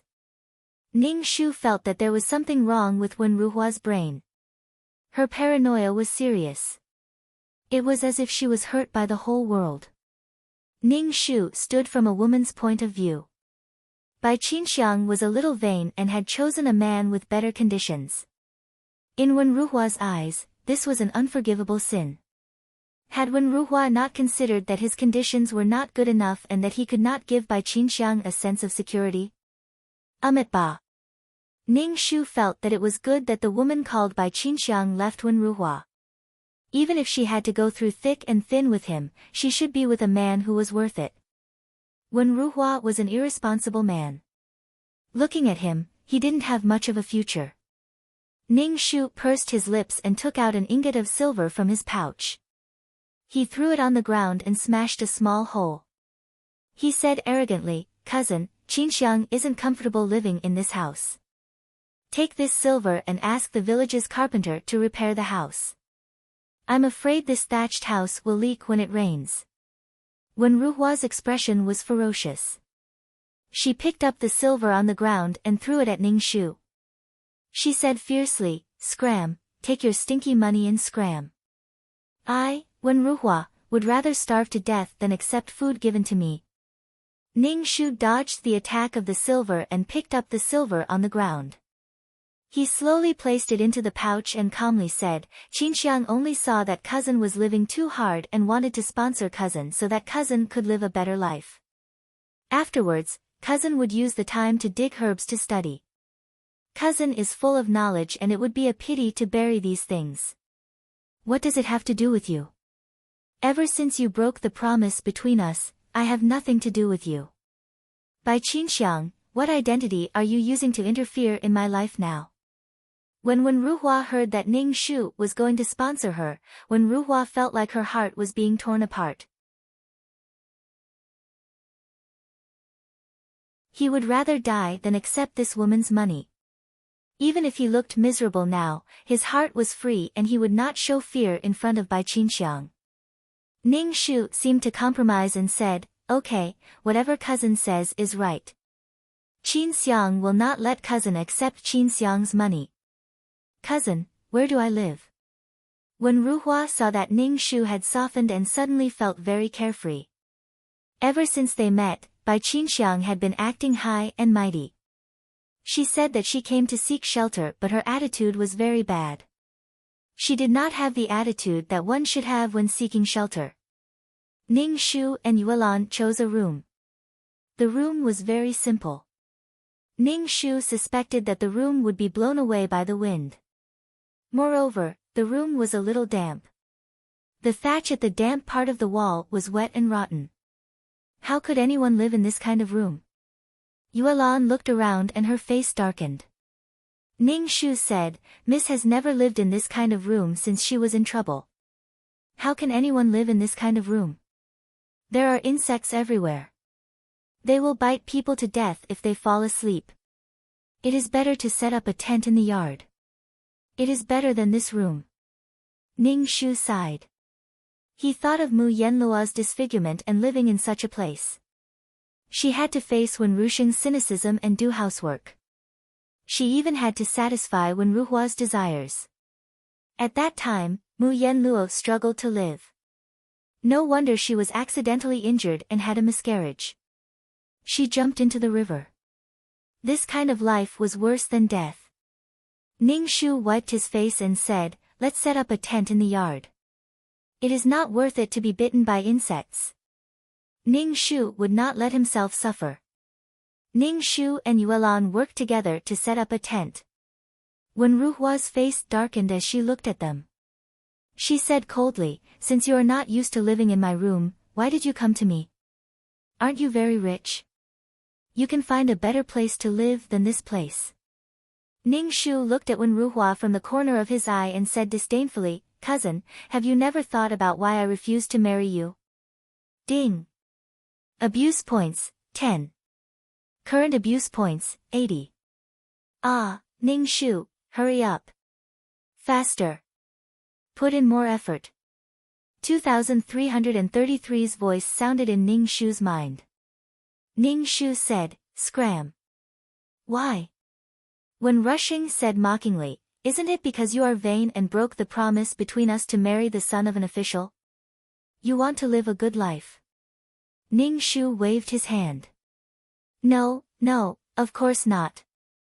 If you want to know why, I can tell you. Although you're not bad looking, you don't pay for your meals with your face. Although you're well-read, you've never taken the imperial examinations. You haven't even taken the imperial examinations. As for the high scholar and elementary scholar examinations, there's no need to talk about them. You've been studying since you were young, but when you got married and started your career, you were still a nobody. You didn't have any scholarly achievements, and the imperial examinations were all level 1, level 1, level 1, level 1, level 1, level 1, level 1, level 1, level 1, level 1. By the time you're done with the examinations, you might not be able to pass many times. At the very least, you should set an example for the children of He village and let them know that they can make a name for themselves by studying. You've studied so many books, but you live in such a dilapidated house, wear clothes full of patches, and eat food without oil. The children in school think that you're so miserable that studying is useless. What's the point of studying? Do you still have dignity in front of the children? Only when you are strong can people respect you. Power, money, and ability are all signs of strength. Cousin, what do you think you have? I admit that I have betrayed the promise between us, but what you gave me was a promise that was far in the future, an unseen and untouchable promise. Moreover, this promise was illusory to begin with. Am I supposed to give up my down-to-earth life for this illusory promise? Ning Shu looked at Wen Ruhua with a pair of watery eyes. Cousin, am I right? You're tuning in to the Blissful Bookshelf YouTube channel. We're so grateful for your support, and don't forget to subscribe to join us on this incredible journey through captivating stories. Your generosity through donations truly makes a world of difference, as it's the primary source of revenue that allows me to expand and enhance this channel for you. Thank you from the bottom of my heart for being a part of this adventure.